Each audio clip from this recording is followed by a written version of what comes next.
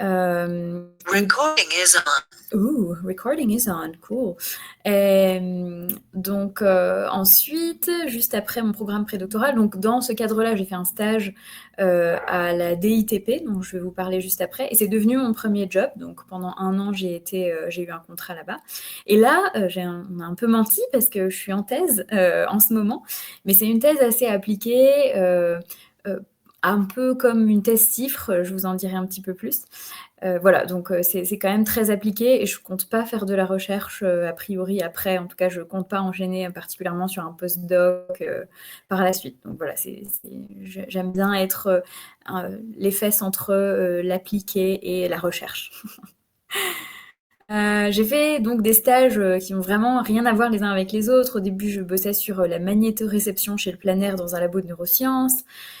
J'ai travaillé vite fait sur le contrôle dopaminergique chez la souris, la gestuelle coverbale, donc plutôt un stage clinique pendant le sommeil paradoxal chez les patients atteints de différentes pathologies.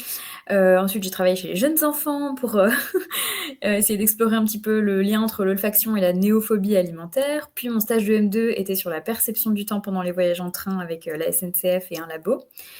Et ensuite, mon stage pendant mon année prédoctorale, c'était donc dans l'équipe sciences comportementales d'une direction interministérielle qui s'appelle la direction interministérielle pour la transformation publique. Et l'idée, c'est dans ce cadre-là d'appliquer les sciences comportementales pour élaborer des politiques publiques qui soient plus adaptées aux citoyens. Je pourrais vous en dire plus juste après. Et c'est là-dessus, du coup, que j'ai bossé après. Donc, au départ, quand j'étais en master, je me disais, qu'est-ce que je suis en train de faire? J'avais vraiment envie de découvrir plein de trucs, donc je me disais, bon, bah, tant pis, hein, je suis curieuse, je vais aller voir ce que c'est que ça, un stage en clinique et tout ça. Mais je me demandais un petit peu si ça allait pas me perdre finalement, parce que je voyais mes collègues qui avaient genre une idée en tête, méga précise de ce qu'ils voulaient faire, ils faisaient des stages hyper en lien avec toujours le même sujet et tout. Je me disais, qu'est-ce que je m'éparpille et tout, mais bon, tant pis. Je savais pas vraiment ce que je voulais faire, donc voilà. Puis finalement, après, on trouve donc vraiment c'est pas si grave de faire des stages qui n'ont ni queue ni tête. Euh, Ensuite, j'ai eu beaucoup d'autres activités à partir du master, en fait, plutôt dans l'associatif, donc connivence, que vous connaissez, la fresco et tout ça. Plein en fait, de vulgarisation, d'activités de vulgarisation avec la fête de la science, la semaine du cerveau et tout ça, tout ça. Et j'étais aussi impliquée dans le ACT Lab, donc c'est un labo ACT pour approche comportementale de la transition écologique. Donc c'est pareil, c'est des sciences comportementales appliquées à la thématique particulière de l'environnement. Et puis je suis impliquée dans le collectif Chiasma, qui est un collectif de neuroscientifiques, de docteurs en neurosciences, au sein duquel on promeut l'esprit critique de manière assez globale. On s'interroge sur les biais cognitifs, les meilleures façons de débattre, les arguments fallacieux, tout ça. Donc voilà, l'idée c'est qu'on réfléchit un peu à tout ça, on organise des événements publics, des débats publics, voilà. Et puis, plus récemment, je suis impliquée maintenant dans Efficience. C'est une association qui promeut, pareil, donc, entre autres, l'éducation à l'esprit critique.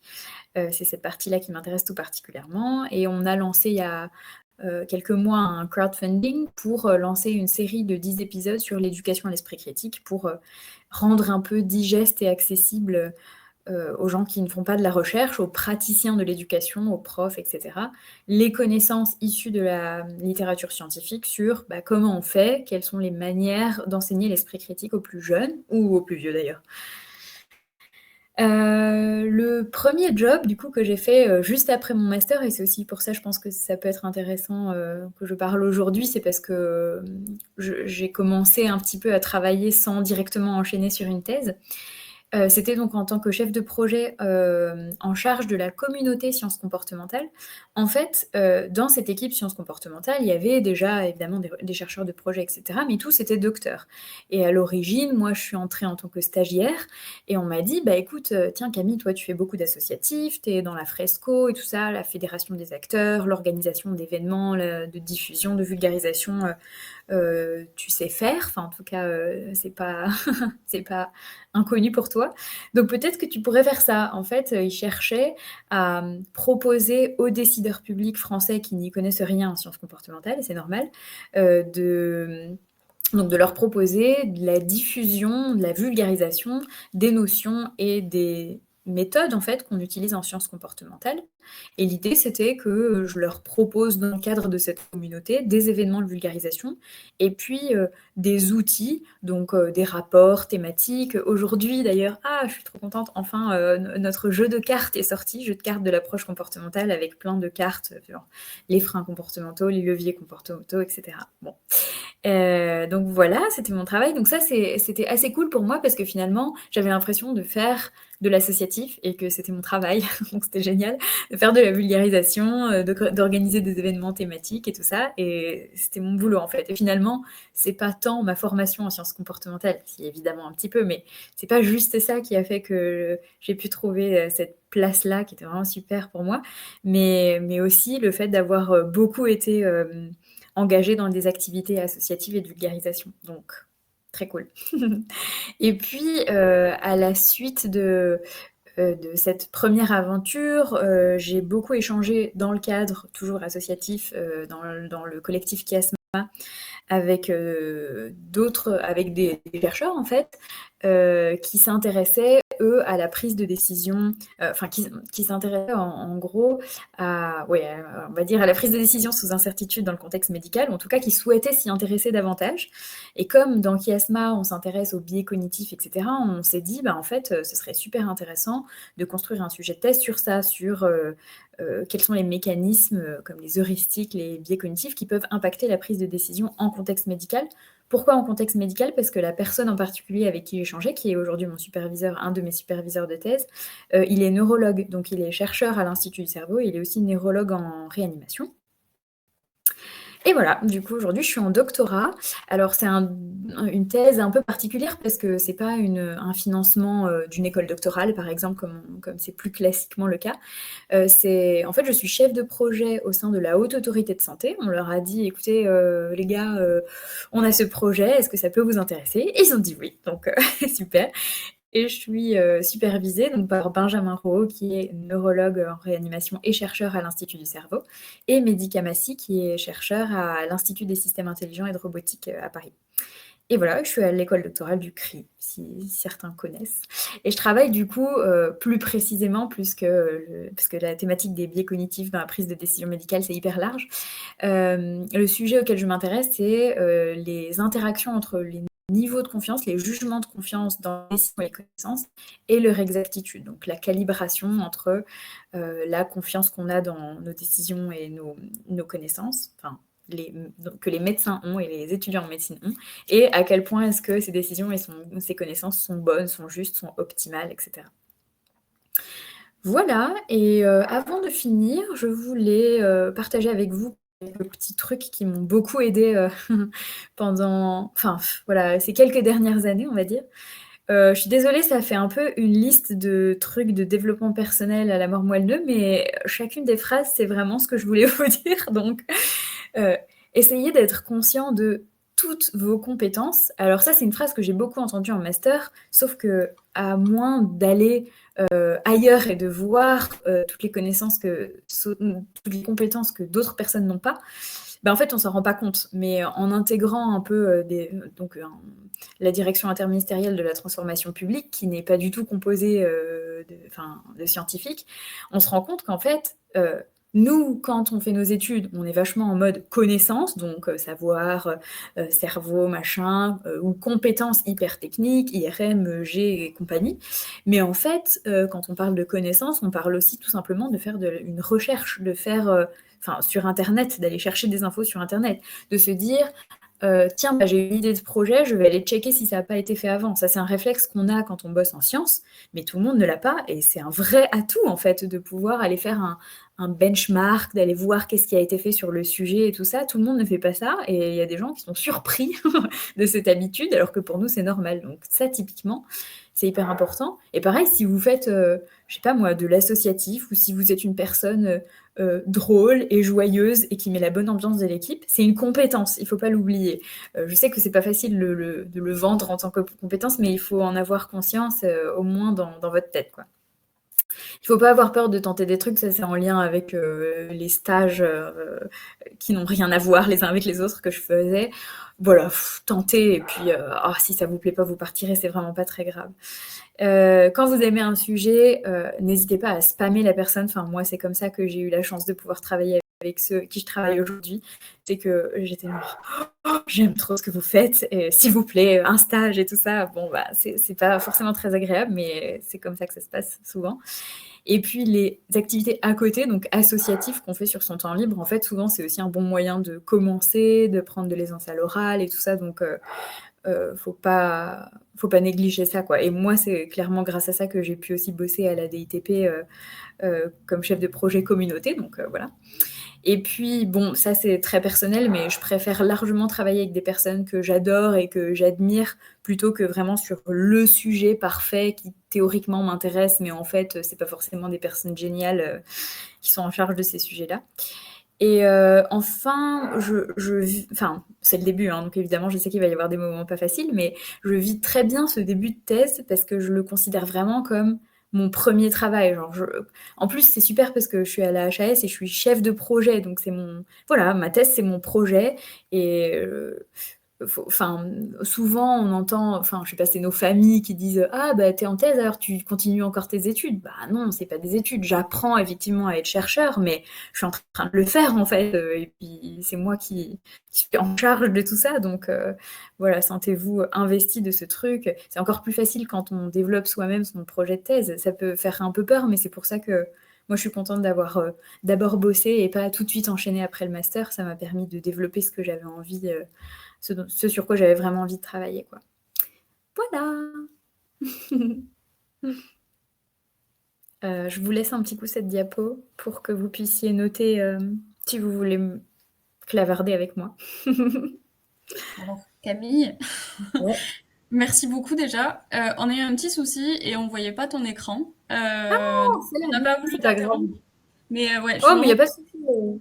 Par contre, si tu C'est veux bien, vraiment on va les récupérer par mail et puis on les transmettra à tous les bien auditeurs. sûr. Bien sûr. Impec. Du coup, on n'a pas vu tes super De phrases. toute façon, il n'y avait rien dans mes diapos. Oh, il n'y a vraiment pas de problème. Vous n'avez rien raté. Ok, nickel. Alors, on va procéder comme ça pour Je vais chaque... mettre mon adresse mail dans le chat. Ah, super gentil, merci. On va procéder comme ça pour chaque intervenant. Après le petit talk, on a au moins 5 minutes de papotage si vous avez des questions à poser directement à Camille.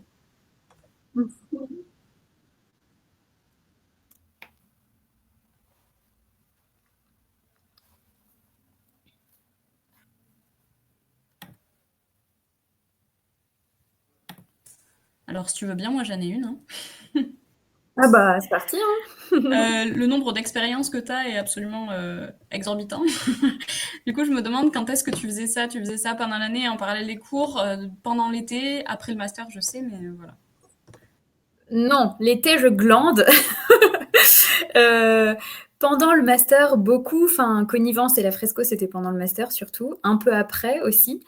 Et ouais, jusqu'à maintenant, en fait, j'ai pas, par exemple, connivence et fresco, c'est presque terminé, je fais plus, donc j'ai un peu en fait changé petit à petit. Là, je suis plutôt dans efficience et dans chiasma, donc ça en fait deux. Mais tu parles des expériences associatives ou bien les stages, par exemple? Oui, c'est vrai que les stages, alors ça peut paraître beaucoup, mais c'est pas des stages longs. Par exemple, j'ai fait des stages quand j'étais en licence l'été. Bon, ça c'est il y a longtemps, effectivement, j'ai fait des stages l'été.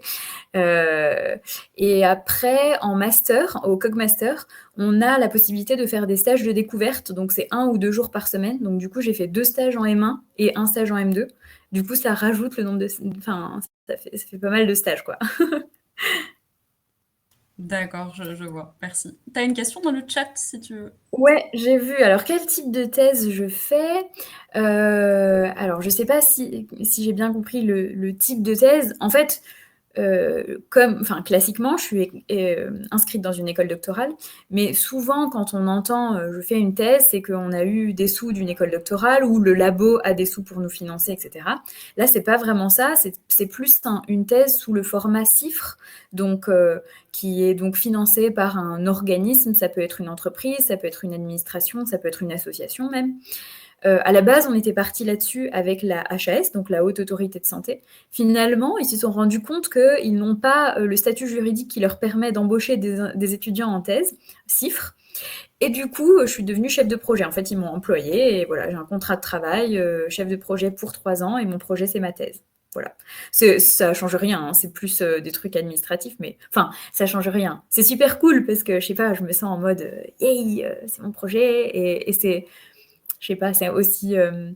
J'ai l'impression que ça va avoir plus d'impact parce que, je sais pas, il y a un organisme qui est intéressé là-dedans, qui va essayer de prendre en compte, je sais pas, les résultats de mes travaux. On va voir. Mais en tout cas, c'est super parce que comme j'aime bien cette position entre la recherche académique, mais aussi avec l'appliqué. J'aime bien faire le lien. Le fait d'être financé par un organisme qui est plutôt dans l'appliqué et les recommandations pratiques pour les médecins, bah, c'est top, quoi. Pour moi, c'est très cool.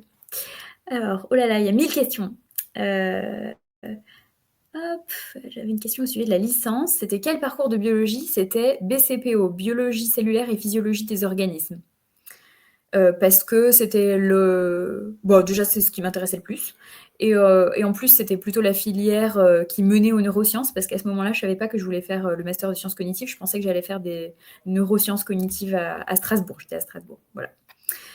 Qu'est-ce qui est différent entre le métier de chercheur, doctorat et tout ça, et le métier de chef de projet que tu as exercé en premier après ton master? Si j'ai bien compris. Oui, c'est ça.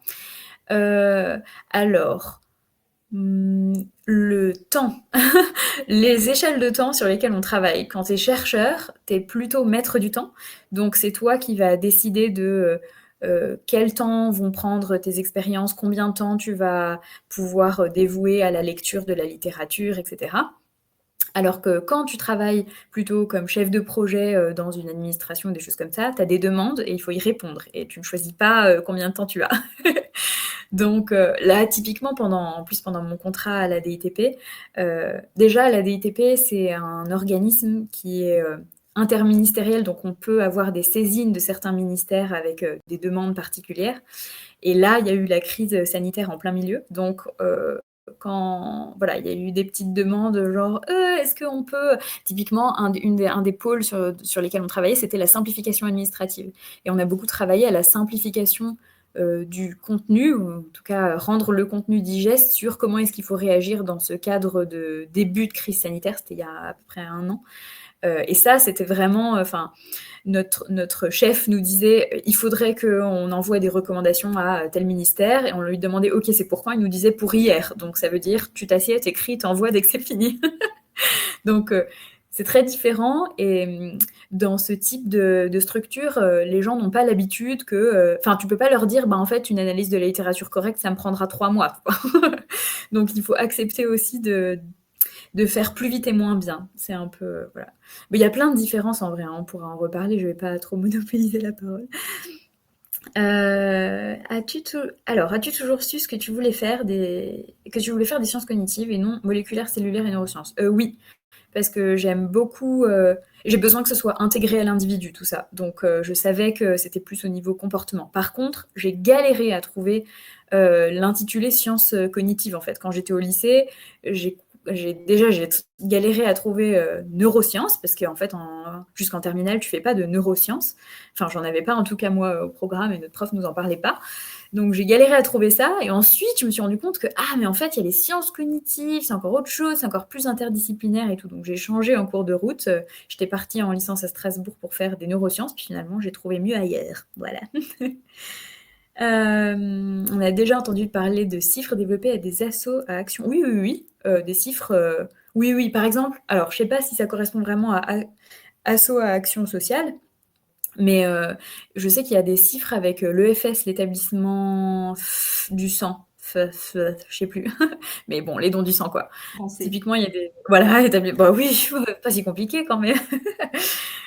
Donc il y a plein de choses, et de plus en plus. Et en plus, parfois, les assos, surtout les petites structures, elles connaissent pas trop ce dispositif.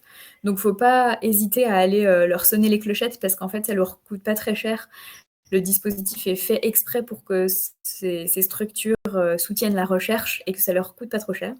Donc, il faut aller sur le site de l'ANRT. Ils ont des petits dépliant assez cool et assez facile à comprendre pour des structures associatives ou des petites boîtes et il suffit de leur envoyer ça et ça aide à convaincre. Comment était le Cogmaster au niveau des UE, des cours et tout ça? Alors le Cogmaster, j'ai adoré. Ouais? Oui, c'est pénible. Excuse-moi, Oui, excuse-moi.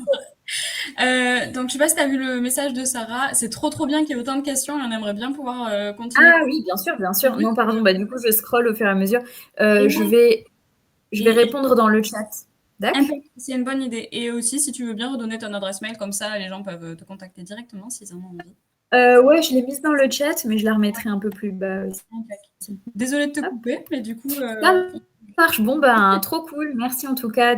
Non, non, c'est normal, pas de problème. Puis bon, c'est l'heure du week-end, hein, donc on a tous envie d'aller boire des coups après. merci. Merci à tous et puis bah, à bientôt. N'hésitez pas à me contacter s'il y a besoin. Merci beaucoup, Camille. Alors, si je me trompe pas, le prochain, c'est Lucas, qui a Oui, déjà sa c'est caméra moi. allumée. Tout le monde Ouais, salut m'entend Lucas. bien, ça va. Salut. Moi, je t'entends. Donc bonjour à tous et à toutes.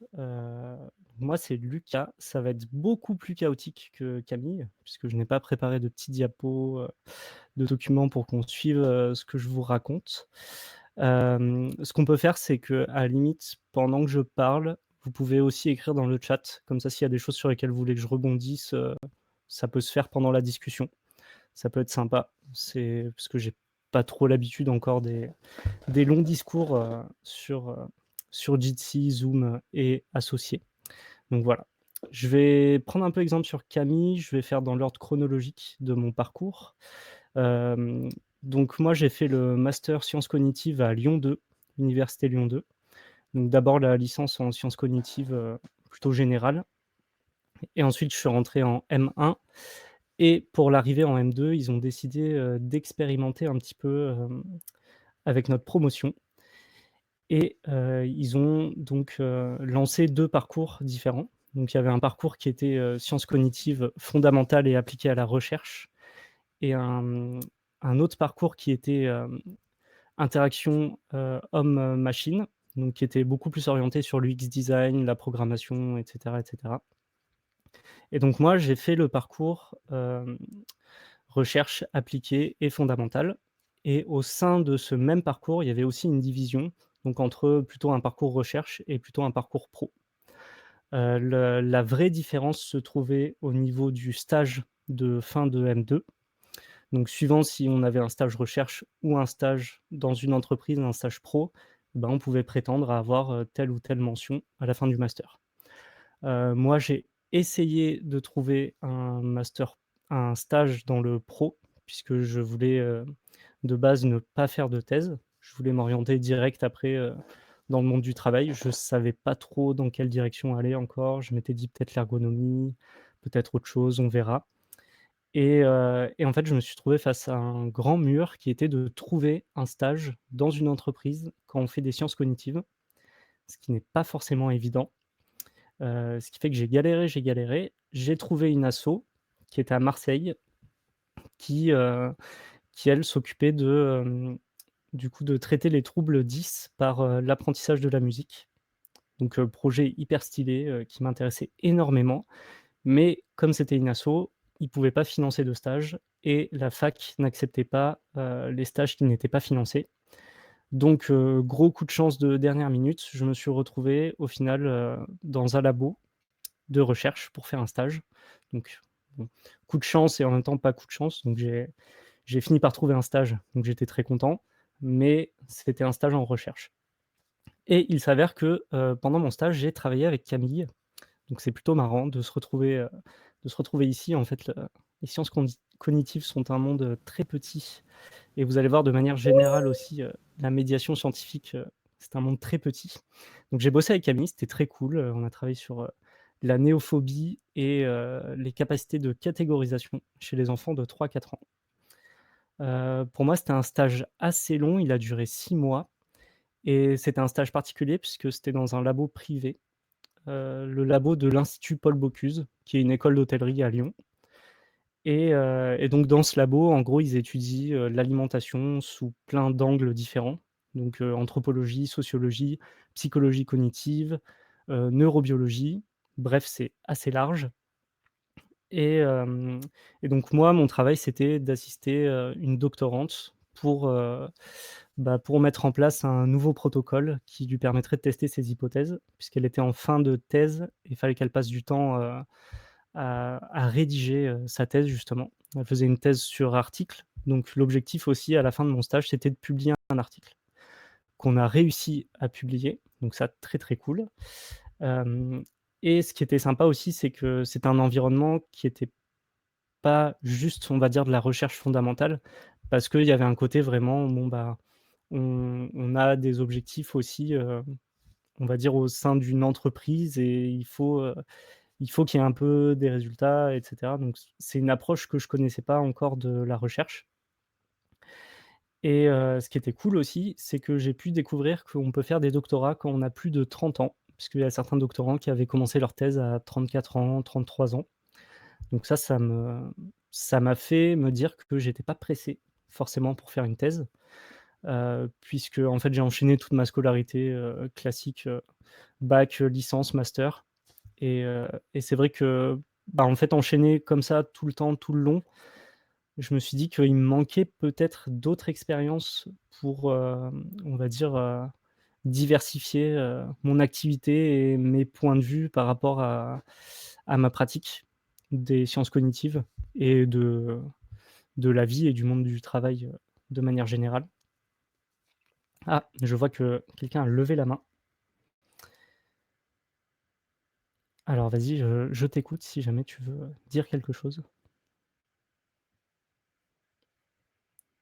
Non, c'est passé. Bon, je vais continuer. Donc, comme je disais, le fait d'être entouré, enfin le fait de continuer mon parcours comme ça, sans pause, je me disais qu'il me manquait un petit truc et quand à la fin de mon stage, on m'a proposé une thèse donc au sein du même laboratoire, je me suis dit, que, bah, j'avais pas trop envie de ça finalement parce que, j'avais passé toute ma vie en tant qu'étudiant finalement et je voulais voir d'autres trucs. Et c'est au cours de mon stage et de la rédaction de l'article que je me suis posé des questions, beaucoup de questions sur la science de manière générale et ce qu'on en faisait et comment elle était communiquée. Et donc j'ai commencé à m'intéresser un petit peu à, du coup, ce qu'on appelle la vulgarisation et ce qu'on appelle aussi la médiation scientifique. Donc je vais utiliser les 2 termes, ils sont un peu interchangeables, donc voilà. Ne faites pas attention si j'utilise l'un ou l'autre, ça a pas forcément d'importance. Et donc j'ai commencé à me renseigner un peu sur ça, sur la médiation et sur, bah, comment diffuser les savoirs. Parce que je travaillais sur quelque chose qui était quand même, très, on va dire très ciblé. C'est des connaissances qui sont ultra de niche en fait, dont personne n'entend parler à part si on étudie ce sujet-là, dans le monde de la recherche. Et donc ça m'a fait me demander, bah, au final, je produis de la connaissance, mais la connaissance, à qui est-ce qu'elle va servir? En fait, est-ce qu'elle va servir aux mêmes personnes qui travaillent déjà dessus et qui se citent entre les articles et du coup la connaissance reste dans un cercle très fermé? Ou est-ce que, bah, le travail que j'investis, j'ai envie qu'il soit partagé et qu'il soit utile à la population de manière générale et aux citoyens? Donc à partir de là, je me suis dit: «Bon, la thèse, c'est peut-être pas le meilleur moyen d'aller dans cette direction». Et du coup, j'ai commencé à me tourner vers les services civiques et au début, je m'étais dit: «Bon, un service civique dans n'importe quoi, ça fera l'affaire» et puis après, j'ai commencé à découvrir justement, bah, cette idée de médiation scientifique et il s'avère qu'à Toulouse, il y a une asso de médiation scientifique qui m'a pris en service civique. Donc cette asso, c'est Science Animation, pour laquelle je travaille maintenant. Donc je suis arrivé à Toulouse il y a 3 ans et demi à peu près et j'ai attaqué dans cette asso en service civique. Et donc Science Animation, c'est une asso loi 1901 qui a pour objectif de diffuser la culture scientifique au plus grand nombre de personnes possible. Et ça se fait, à travers des expos, des ateliers, des événements, donc fête de la science, nuit des musées, nuit des chercheurs, et donc nous, oui, on conçoit des expositions qui après tournent un peu partout en France. On propose aussi des escape games à télécharger sur internet qui sont autour des thèmes comme, l'esprit critique ou, les fake news. Moi, je suis chargé de projet sur 2 lieux qui sont des lieux de médiation numérique. Donc on travaille autour des imprimantes 3D, des coupes laser, de la philosophie un petit peu Fab Lab. Donc vous voyez déjà, ça n'a plus rien à voir avec les sciences cognitives. Je suis parti dans une direction vraiment très différente. Mais comme disait Camille, il y a des compétences en fait qu'on peut recouper, même si on ne fait pas de la recherche, même si on ne fait pas une thèse. Ce qu'on nous apprend dans notre parcours, bah, c'est un type de raisonnement, savoir faire de la veille, savoir documenter, savoir argumenter tout un contenu, hem, avoir des sources fiables, savoir où trouver l'information le plus rapidement possible. Et tout ça, c'est des trucs qui sont vachement utiles dans la vie professionnelle et même de manière générale. Donc ça vraiment, faut pas l'oublier. Et ce qu'il faut se dire aussi, c'est qu'en médiation scientifique, tous les contenus qu'on propose et qui sont du coup diffusés après au grand public, doivent être validés par des comités scientifiques. Donc on est toujours en lien avec des chercheurs et c'est bien de connaître un petit peu le milieu quand on échange avec des chercheurs parce que je pense que vous êtes au courant, ils sont pas toujours faciles. Des fois, ils sont très bornés, très têtus sur certains termes, certaines terminologies qui, bah, ne peuvent pas forcément passer auprès du grand public. Donc il faut savoir interagir avec ces gens et savoir faire des compromis, les orienter, leur expliquer comment ça se passe et comment on peut bien diffuser, le savoir scientifique. Et donc après au cours de mon parcours chez Sciences Animation, j'ai occupé plein de postes différents. Donc comme je l'ai dit, j'ai été d'abord en service civique. Ensuite, j'ai bossé à mi-temps juste en animation. Après, j'ai été à plein temps sur la médiation d'une exposition. Donc là, je travaillais que sur une seule expo et sur l'accueil du public et les interactions avec le public. Ensuite, j'ai fait un petit peu d'auto-entrepreneuriat. Donc j'étais, donc médiateur, à mon propre compte et je bossais avec différentes assos. Et pendant ce temps-là, du coup, c'est le moment où j'ai découvert aussi, l'asso qui s'appelle Les Petits Débrouillards, qui est une asso à échelle, nationale, qui fait, donc pareil de la médiation scientifique sur, plein de thèmes, très variés et eux qui sont une asso d'éducation populaire. Donc l'éducation populaire, c'est un concept politique qui est assez fort et assez orienté, quand même politiquement et qui en fait, veut rendre accessible le savoir à tous les citoyens et que les citoyens soient, acteurs du savoir et hem et que, bah, notre classe sociale ne va pas influencer sur notre possibilité d'accéder aux connaissances. Sauf que là, actuellement, c'est pas tout à fait comme ça que ça se passe. Déjà, si on regarde juste dans le monde de la recherche, bah, pour obtenir des articles, faut payer des abonnements, faut payer des articles. Hem, Ce qui fait que, bah, au final, les connaissances restent ancrées dans un certain milieu, qui est celui de la recherche, alors que ce milieu est lui-même, payé par nos impôts, par exemple. Donc voilà, je vois Camille qui dit, Sci-Hub Forever. Évidemment, il y a des petites techniques pour avoir accès librement à, à certains articles, mais ça suffit pas. Il faudrait changer fondamentalement, en fait, le fonctionnement de notre accès à la connaissance, de manière générale et parce qu'on le voit surtout en ce moment et c'est un truc sur lequel je veux appuyer et Camille en a pas mal parlé aussi, c'est la notion d'esprit critique et je pense que vous avez vu avec le corona, toute une énorme quantité de fake news qui s'est diffusée dans tous les sens et ça, c'est aussi parce que, bah, on n'apprend pas forcément une méthodologie scientifique et on n'apprend pas forcément, à vérifier systématiquement les sources à tout le monde. Donc ça, heu, donc ça, voilà, c'est un truc qu'il faut bien appuyer et je vois qu'il y a des questions qui apparaissent dans le chat, je vais donc y répondre. Je vois Lisa qui demande: «Est-ce qu'il est difficile de trouver un poste dans la médiation scientifique ou de se lancer en auto-entrepreneur après un master?» Alors, hem donc là, je vais parler juste en mon cas, du coup, c'est difficile pour moi de faire des généralisations parce que là, c'est très spécifique à Toulouse, qui en fait, Toulouse, c'est un peu un cas particulier parce que c'est un énorme lieu de l'aéronautique. Donc on a Airbus, on a Thales, Il y a le CNRS, il y a le CNES, donc il y a une grosse partie des investissements de la métropole et de la région qui se retrouvent dans la promotion de la culture scientifique et technique. Donc à Toulouse, il y a énormément d'assauts de médiation scientifique. C'est pas pour autant que, c'est facile de trouver un poste, c'est beaucoup une question de chance, de circonstances et d'être là au bon moment, au bon endroit. Donc c'est bon, c'est un peu décourageant ce que je dis, mais en vrai, faut pas se décourager parce que les opportunités, bah, il y en a plein et s'il y en a pas, on peut toujours se les créer un petit peu.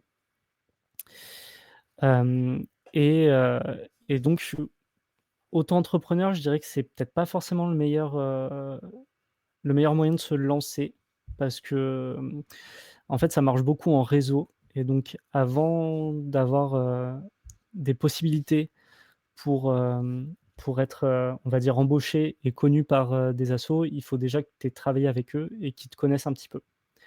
Donc ça peut s tu peux travailler en tant que bénévole, faire des stages ou des choses comme ça pour déjà mettre un pied dedans et une fois que tu auras le pied dedans, ensuite tu connaîtras les gens du milieu.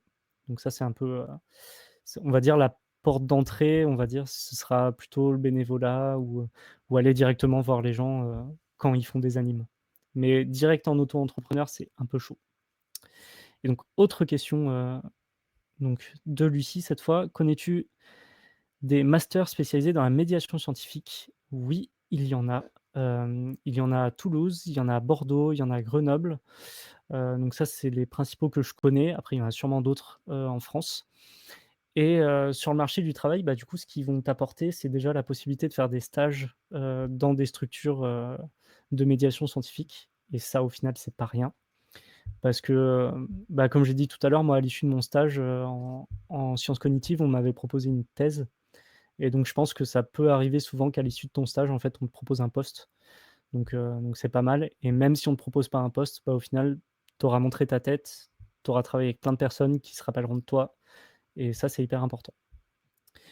Alors, durant ton stage à Marseille, l'étude de la musique sur les troubles 10 était-elle liée à l'influence du rythme? Quel était le nom du labo? Alors malheureusement, du coup, le stage à Marseille, j'ai pas pu le faire puisqu'il était pas rémunéré et du coup, la fac n'acceptait pas le stage et donc l'asso s'appelait Mélodis et effectivement, c'était lié au rythme aussi puisque, bah, quand on a des troubles, dyslexiques, par exemple, en fait, pour, découper les mots, on va beaucoup se baser sur la rythmique et donc faire tout un apprentissage autour du rythme et de la prosodie.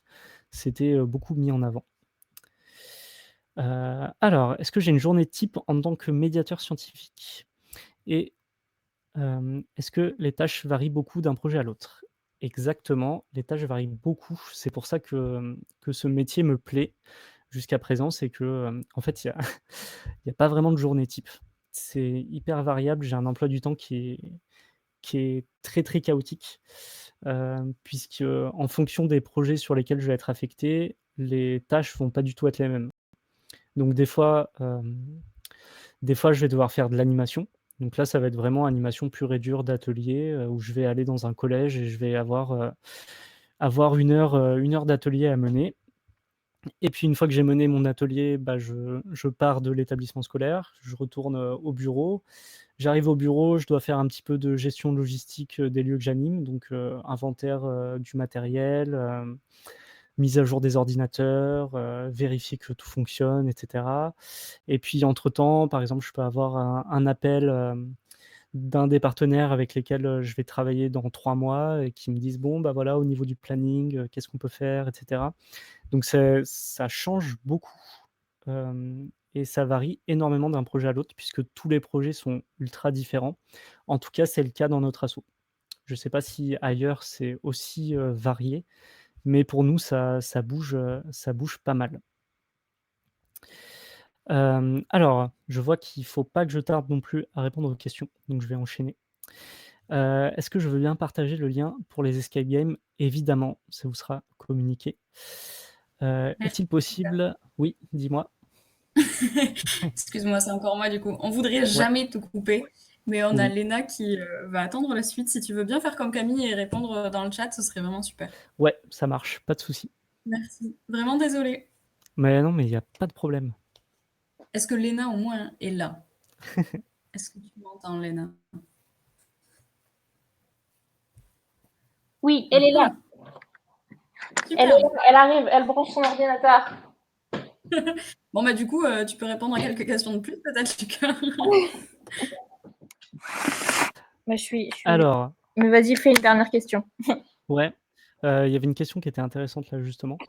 On me demandait: «Est-ce que c'est raisonnable d'être, picky?» donc d'être un peu, voilà, de choisir les thématiques qu'on veut aborder dans la médiation. Alors j'ai lu un super article sur ça, qui est vraiment hyper intéressant, qui dit qu'en fait, il y a 4 points, très importants quand on lance une opération de médiation. Et d'ailleurs, il est important pour moi au point que, j'ai scotché ces 4 points juste, au-dessus de mon bureau. Donc c'est pour dire à quel point je trouve ça cool. Et dans ces 4 points, donc on parle de, l'utilité de l'opération de médiation. Est-ce qu'elle va vraiment servir à quelque chose? Est-ce que le sujet est vraiment utile pour la société? Il y a la question de, la générosité aussi. À quel point est-ce qu'on est prêt à donner, des choses quand on va faire, sa médiation? Il y a la, je sais plus comment on dit, accuracy, donc vraiment, le cibler le contenu de notre médiation. Et enfin, mon préféré, le dernier point, c'est kairos. Donc c'est, une donnée, on va dire, temporelle qui, dit que, il faut choisir son moment aussi pour faire la médiation.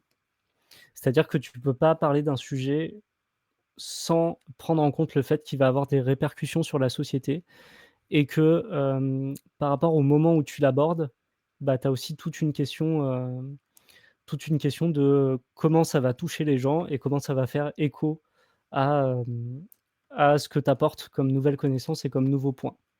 Donc ça, on va dire en plus dans l'état actuel des choses où on parlait tout à l'heure de la prolifération de fake news et de choses comme ça, le fait, de prendre en compte ce truc temporel, c'est hyper important dans ton action de médiation. Donc des fois, il y a des sujets dont tu veux parler, mais c'est pas forcément le bon moment. Et puis donc ça, c'était pour un peu l'aspect, philosophique un peu stylé, et heu et moral et éthique qu'on peut se donner. Après, il y a un aspect aussi beaucoup plus pratique et très terre à terre, c'est les financements. S'il y a pas de thunes pour mener un projet, il est pas prioritaire.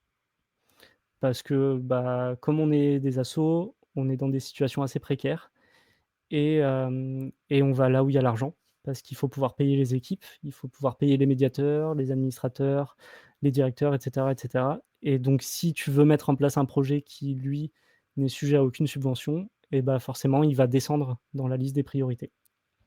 Donc des fois, même si un truc qui t'intéresse un peu moins, mais qui va rapporter de l'argent, il sera favorisé. Et c'est comme ça, c'est le jeu.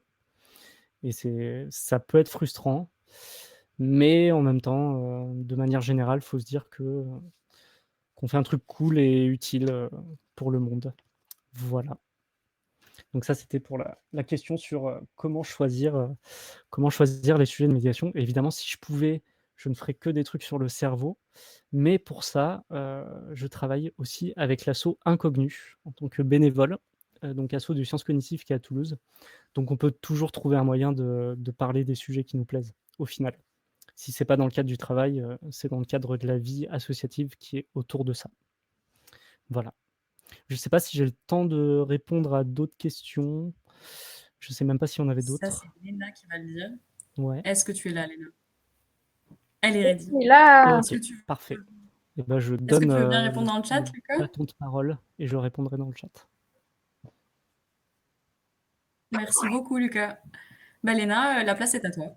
cool. Alors, est-ce que vous me voyez ou je suis complètement en contre-jour en fait? Je suis complètement en contre-jour. Peut-être que je me mette là. C'est mieux là, non? J'ai l'impression. Alors, oui, l'état il sera dit. Alors du coup, bonjour tout le monde. Donc moi, c'est Léna et aujourd'hui, je suis journaliste et je fais du podcast, ce qui n'était pas vraiment prévisible à la base parce que je viens du même master que... on me pose une question. Où suis-je? Je suis dans un appartement. C'est bon? Vous me voyez? Vous m'entendez? Est-ce que vous pouvez me dire si vous avez entendu ce que j'ai dit depuis le début ou pas? On s'est entendu depuis le début. Ok, super. Oui, merci. Bon, il y en a qui disent je ne vois rien. J'espère que ça va s'arranger. J'ai pas de diapo. Du coup, peut-être que c'est pour cette raison qu'on ne voit rien. Mais j'ai pourtant une caméra. Donc, bref, en tout cas, c'est ce que je vais dire qui est important plus que ce que je vais montrer. Donc, c'est pas très grave si on voit rien.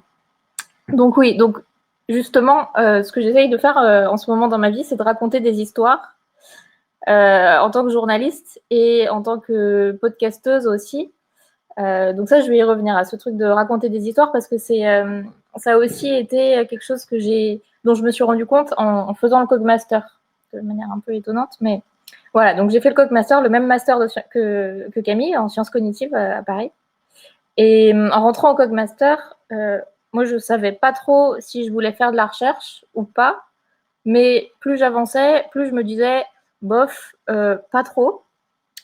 Voilà, après, comme Camille qui a parlé tout à l'heure, j'ai fait plein de stages pendant ce master. Ça allait de la communication orale chez différentes espèces de primates à est-ce que les humains reconnaissent les émotions dans les cris des singes. Et mon stage de M2, c'était un truc sur l'orientation spatiale chez l'humain, où en gros, j'ai emmené des gens en balade dans Paris pour voir s'ils se perdaient ou pas.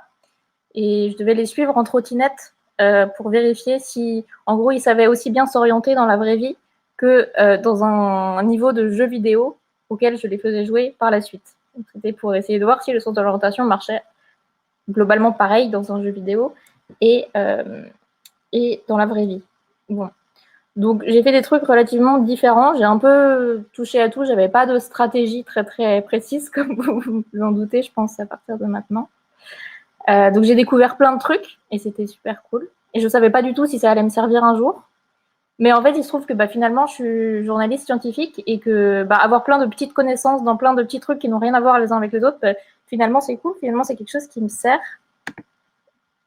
Donc voilà, donc j'ai un peu tendance à dire feedback sur ce passage-là, c'était faire plein de trucs qui n'ont rien à voir les uns avec les autres.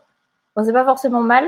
Et peut-être qu'en fait, pour l'instant, ça n'a rien à voir. Et pour l'instant, vous ne voyez pas le lien que vous pouvez faire entre tous ces trucs différents que vous êtes en train de faire. Mais peut-être que plus tard, il va apparaître. Voilà. Ça, c'est un peu le truc dont je me suis rendu compte post, en fait. Et voilà. Et donc, du coup, après ce master, moi, je me suis rendu compte que j'aimais bien transmettre des idées, des histoires notamment. Mais faire de la recherche moi-même, j'avais un peu la flemme en fait d'être focus sur un sujet précis pendant plusieurs mois et j'avais pas trop la patience. Et ce que j'aimais vraiment beaucoup, par contre, c'était la dernière partie du projet de recherche. C'était le parti où on communiquait au public. Du coup, je me suis vraiment focus sur l'idée de transmettre les résultats des autres. Ça me plaisait beaucoup. Et d'où le journalisme scientifique après. Mais donc je viens d'un master de sciences cognitives, mais en fait, pendant ce master, j'ai commencé un peu à faire des projets de médiation, et c'est ça aussi qui m'a amené au journalisme scientifique, parce que j'ai découvert que ce qui me plaisait, c'était de raconter des histoires. Et en fait, on peut raconter des histoires en faisant de la science, et je me suis rendu compte que c'était même important d'avoir en tête qu'il faut raconter des histoires quand on fait de la médiation scientifique.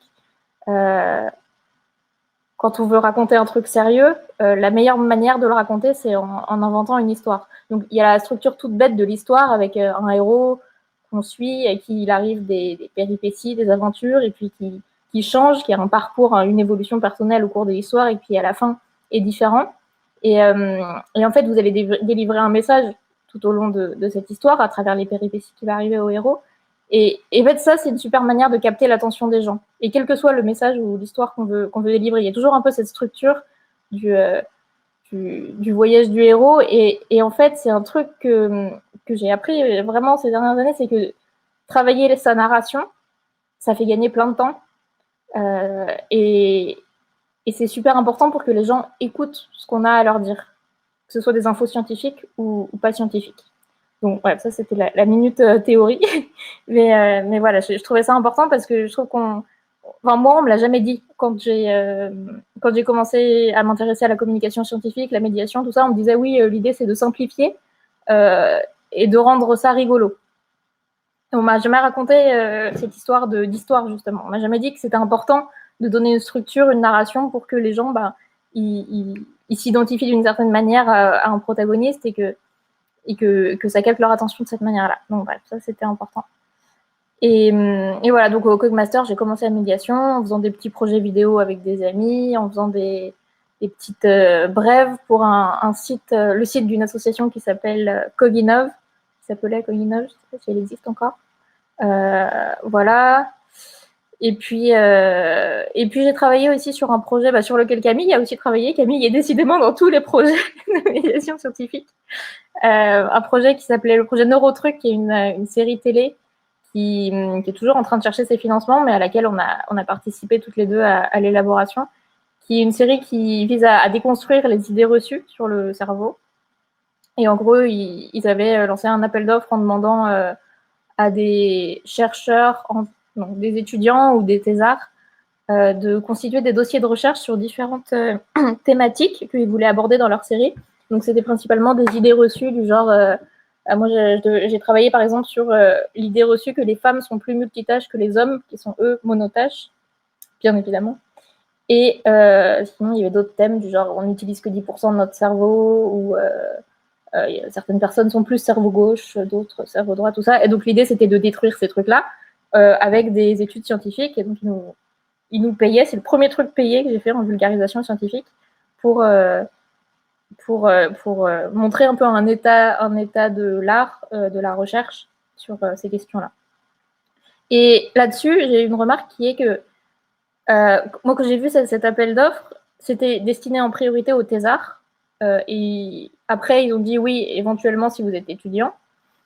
Et donc, du coup, je n'avais pas extrêmement confiance en postulant, mais je l'ai fait quand même et je suis vraiment contente de l'avoir fait, ça m'a beaucoup apporté. Et donc, du coup, j'ai envie de dire de ne pas hésiter à répondre à des offres, même si on a l'impression qu'on ne correspond pas et qu'il nous manque 1000 compétences, parce qu'on ne sait jamais et que, en fait, le culot, ça marche vachement bien. Et voilà, donc, n'hésitez pas à répondre à des trucs, même si vous n'avez pas l'impression d'avoir le profil parfait. Voilà, donc du coup, mon truc, c'était transmettre les recherches des autres. Du coup, après le Cogmaster, je suis rentrée directement en M2 d'un master de journalisme scientifique. Donc, il y avait une question là-dessus tout à l'heure. Moi, j'ai fait un master de journalisme scientifique et communication scientifique. Donc, ça formait aux deux. À Paris Diderot. Donc, voilà, c'est un autre master pour faire de la médiation scientifique. Voilà, donc juste avant ce master, j'avais fait un petit aparté où on était allé avec une amie éthologue en Croatie pour faire un projet, pour accompagner des adolescentes croates dans leur projet de recherche sur des fourmis. Et en fait, elle était éthologue, donc spécialiste, elle est toujours éthologue, et spécialiste des fourmis. Donc, on avait rapporté quelques colonies de fourmis en Croatie, en avion. Donc, on n'était pas complètement sereine, mais ça s'est bien passé. Et ça, c'est pareil, c'est pas hésiter à répondre à des offres, même si vous avez l'impression de ne pas correspondre, parce que ça, pareil, moi, au début, faire un workshop, c'était en anglais. On peut faire un workshop d'une semaine à des adolescentes croates sur le thème de la société des fourmis. C'est pas ce que j'aurais imaginé être capable de faire à première vue. Et finalement, c'était génial. Et voilà, donc voilà, tenter, quoi. Donc ensuite, le master de Diderot, très cool, j'ai beaucoup aimé. C'était à la fois théorique et pratique. Donc, dans la pratique, j'ai appris beaucoup de techniques. En fait, j'ai appris tout ce qui était maniement de la technique, donc l'enregistreur pour tout ce qui va être audio, podcast et tout ça, la caméra, les trucs super techniques de balance des blancs, super basique aussi, mais un micro, comment est-ce que ça s'utilise, à quelle distance il faut le placer de la bouche, ces trucs de base. Et voilà, donc on a appris aussi on a réalisé un petit court-métrage. J'avais fait un docu-fiction sur la théorie de l'évolution, c'était très, très rigolo. On était en équipe pour faire ça. Et c'est là que j'ai commencé à réaliser des podcasts aussi. Parce que on avait un journal qui était à la fois papier et à la fois en ligne, un journal de promo, qui s'appelle l'Octopus Journal, qui existe toujours d'ailleurs, qui a été continué par les promos suivantes. Et donc là-dedans, on publiait des articles de vulgarisation scientifique sur plein de thèmes différents. Et puis, en ligne, la version en ligne, il y avait des podcasts et des vidéos aussi. Et donc, c'est dans ces podcasts. Oh, il y a plein de questions. Bon, je réponds à toutes les questions après, promis, même par écrit. Du coup, qu'est-ce que je disais? Ouais, les podcasts. C'est là que j'ai commencé à faire du podcast. Et en fait, on a fait ça en équipe et on a commencé par faire un mélange de fiction et de documentaire scientifique. Donc, je pourrais vous mettre les liens, même si vous voulez écouter, c'est rigolo. Et c'est là que je me suis dit que le format audio, c'était vraiment un truc super intéressant pour la vulgarisation scientifique. En fait, j'ai l'impression que le format audio te force à avoir une narration efficace parce que tu peux pas te reposer sur l'image pour compléter, mettre des trucs que t'as pas bien expliqué ou rajouter des notes ou quoi. Et en même temps, moi j'aime beaucoup l'audio parce que pour moi c'est le média de l'intime. Enfin, tu parles directement dans les oreilles des personnes qui t'écoutent. Et donc j'ai une affection particulière pour ce format. Donc du coup j'ai continué à en faire ensuite. L'année d'après, bon, j'ai fait quelques autres petits projets de reportage vidéo et autres. Mais je me suis assez vite tournée vers le podcast, en fait.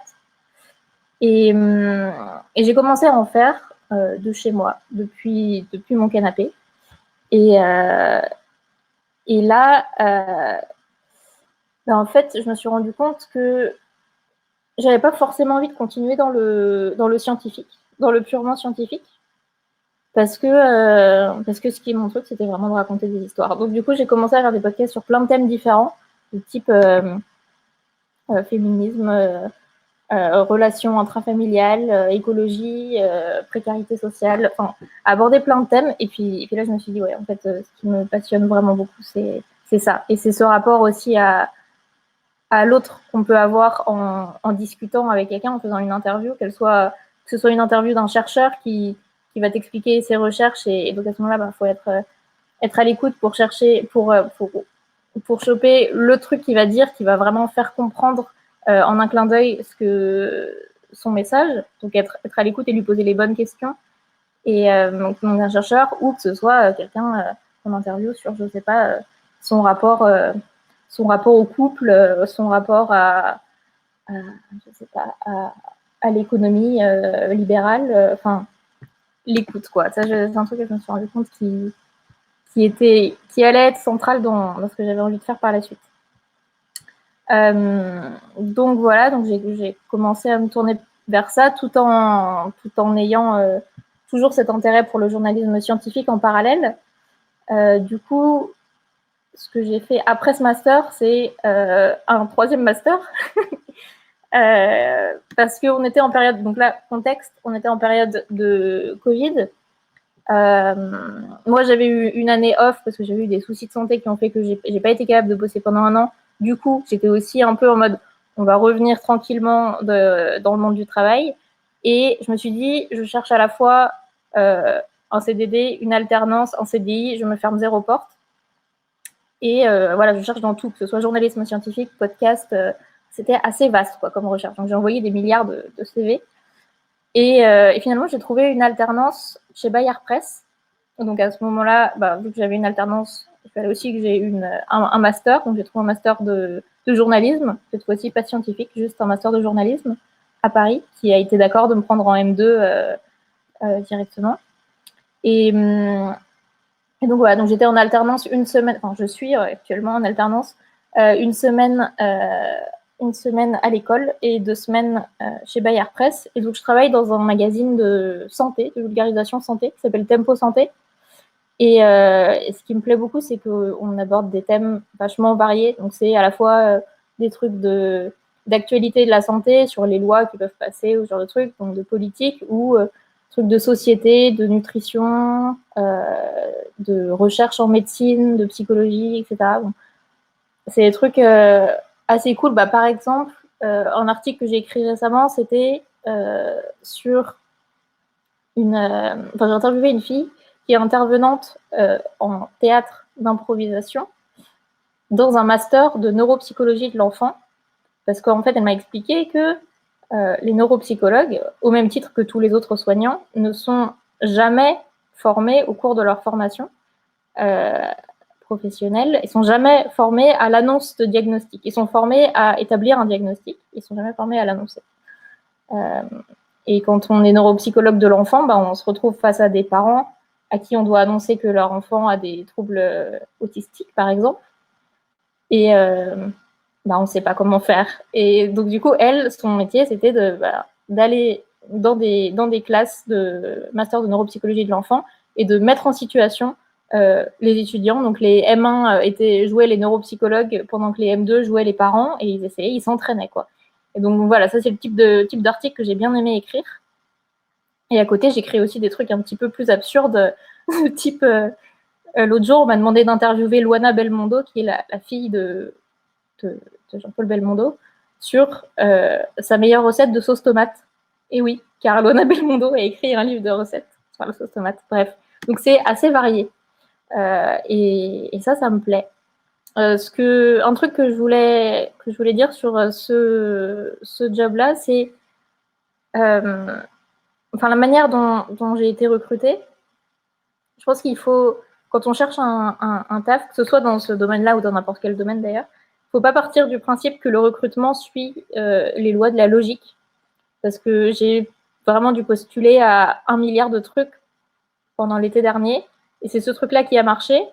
Mais pour moi, ça a été peut-être 30% mon CV, 20% le feeling pendant l'entretien, parce qu'on s'est vachement bien entendu, on a parlé podcast pendant tout l'entretien.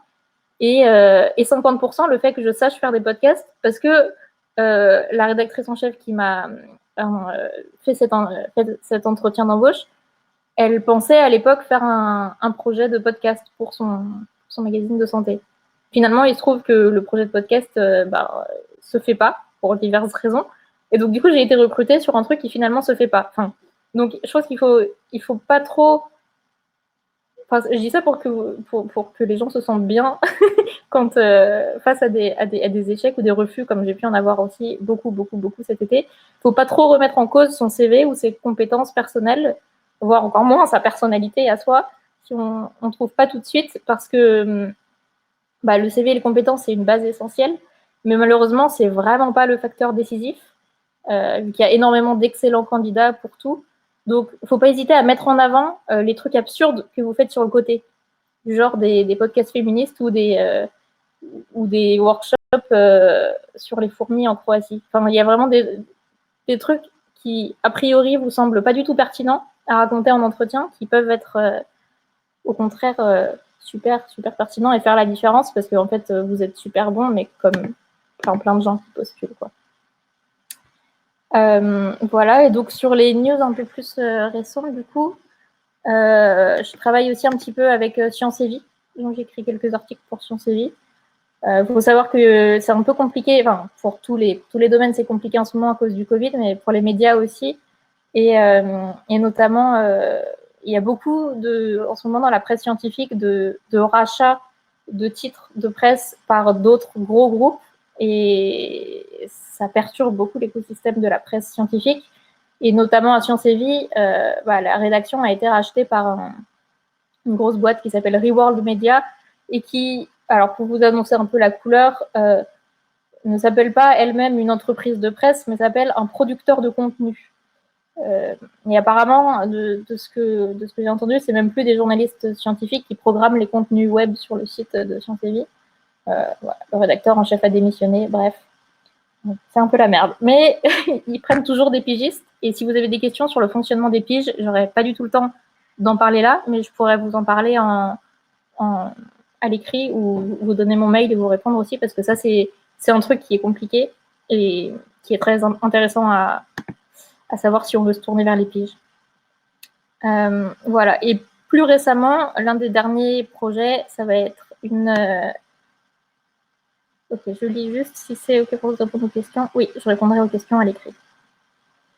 Et oui, donc le dernier projet, là, c'est un tout début de projet. C'est une éventuelle collaboration avec Louis Média, qui est un studio de production de podcasts. Je ne sais pas si vous connaissez des podcasts qui s'appellent Transfert, ou un truc qui a eu beaucoup de succès récemment, c'est Ou peut-être une nuit, un podcast sur l'inceste. Et donc, voilà, Louis Média, ils font pas mal de podcasts axés histoire de famille, secrets de famille. Enfin, c'est très, très intime comme axe. Et voilà. Et donc là encore, j'ai répondu à un appel à projet sur Facebook qui demandait des réalisateurs de podcasts, journalistes, machin. Et moi, je me sentais absolument pas réalisatrice de podcast ni journaliste. Enfin, j'avais même pas la carte de presse à ce moment-là et j'étais juste, on va essayer. Donc encore une fois, pas hésiter à répondre à des offres, même si vraiment on a l'impression d'être un bébé débutant. Au pire, ça marche pas. Et puis voilà. Voilà. Est-ce que peut-être que je m'arrête là? Non, ça fait beaucoup de temps. Je sais pas combien de temps je parle. En fait, j'ai pas regardé. Oui, pardon. Alors, il y a eu un énorme lag, donc je ne pouvais plus parler. Est-ce qu'on m'entend bien? Oui. Super. Merci beaucoup. Effectivement, si tu veux bien, on va laisser la parole à Nina. Mais Ouais. comme tous les autres, tu peux répondre dans le chat. Ça va. Merci en tout cas pour la présentation, c'était passionnant. Pas de rien. Contente que ça s'est passionné. Nina, du coup, si tu veux. Ouais, je suis là. Est-ce que vous m'entendez bien? Parfait pour moi. Ouais, c'est bon. Alors, j'avais un petit diapo, donc ça va pas être très long, hein. J'avais prévu juste quelques diapositives, mais je sais pas si ça a marché tout à l'heure, donc je vais essayer. Hop.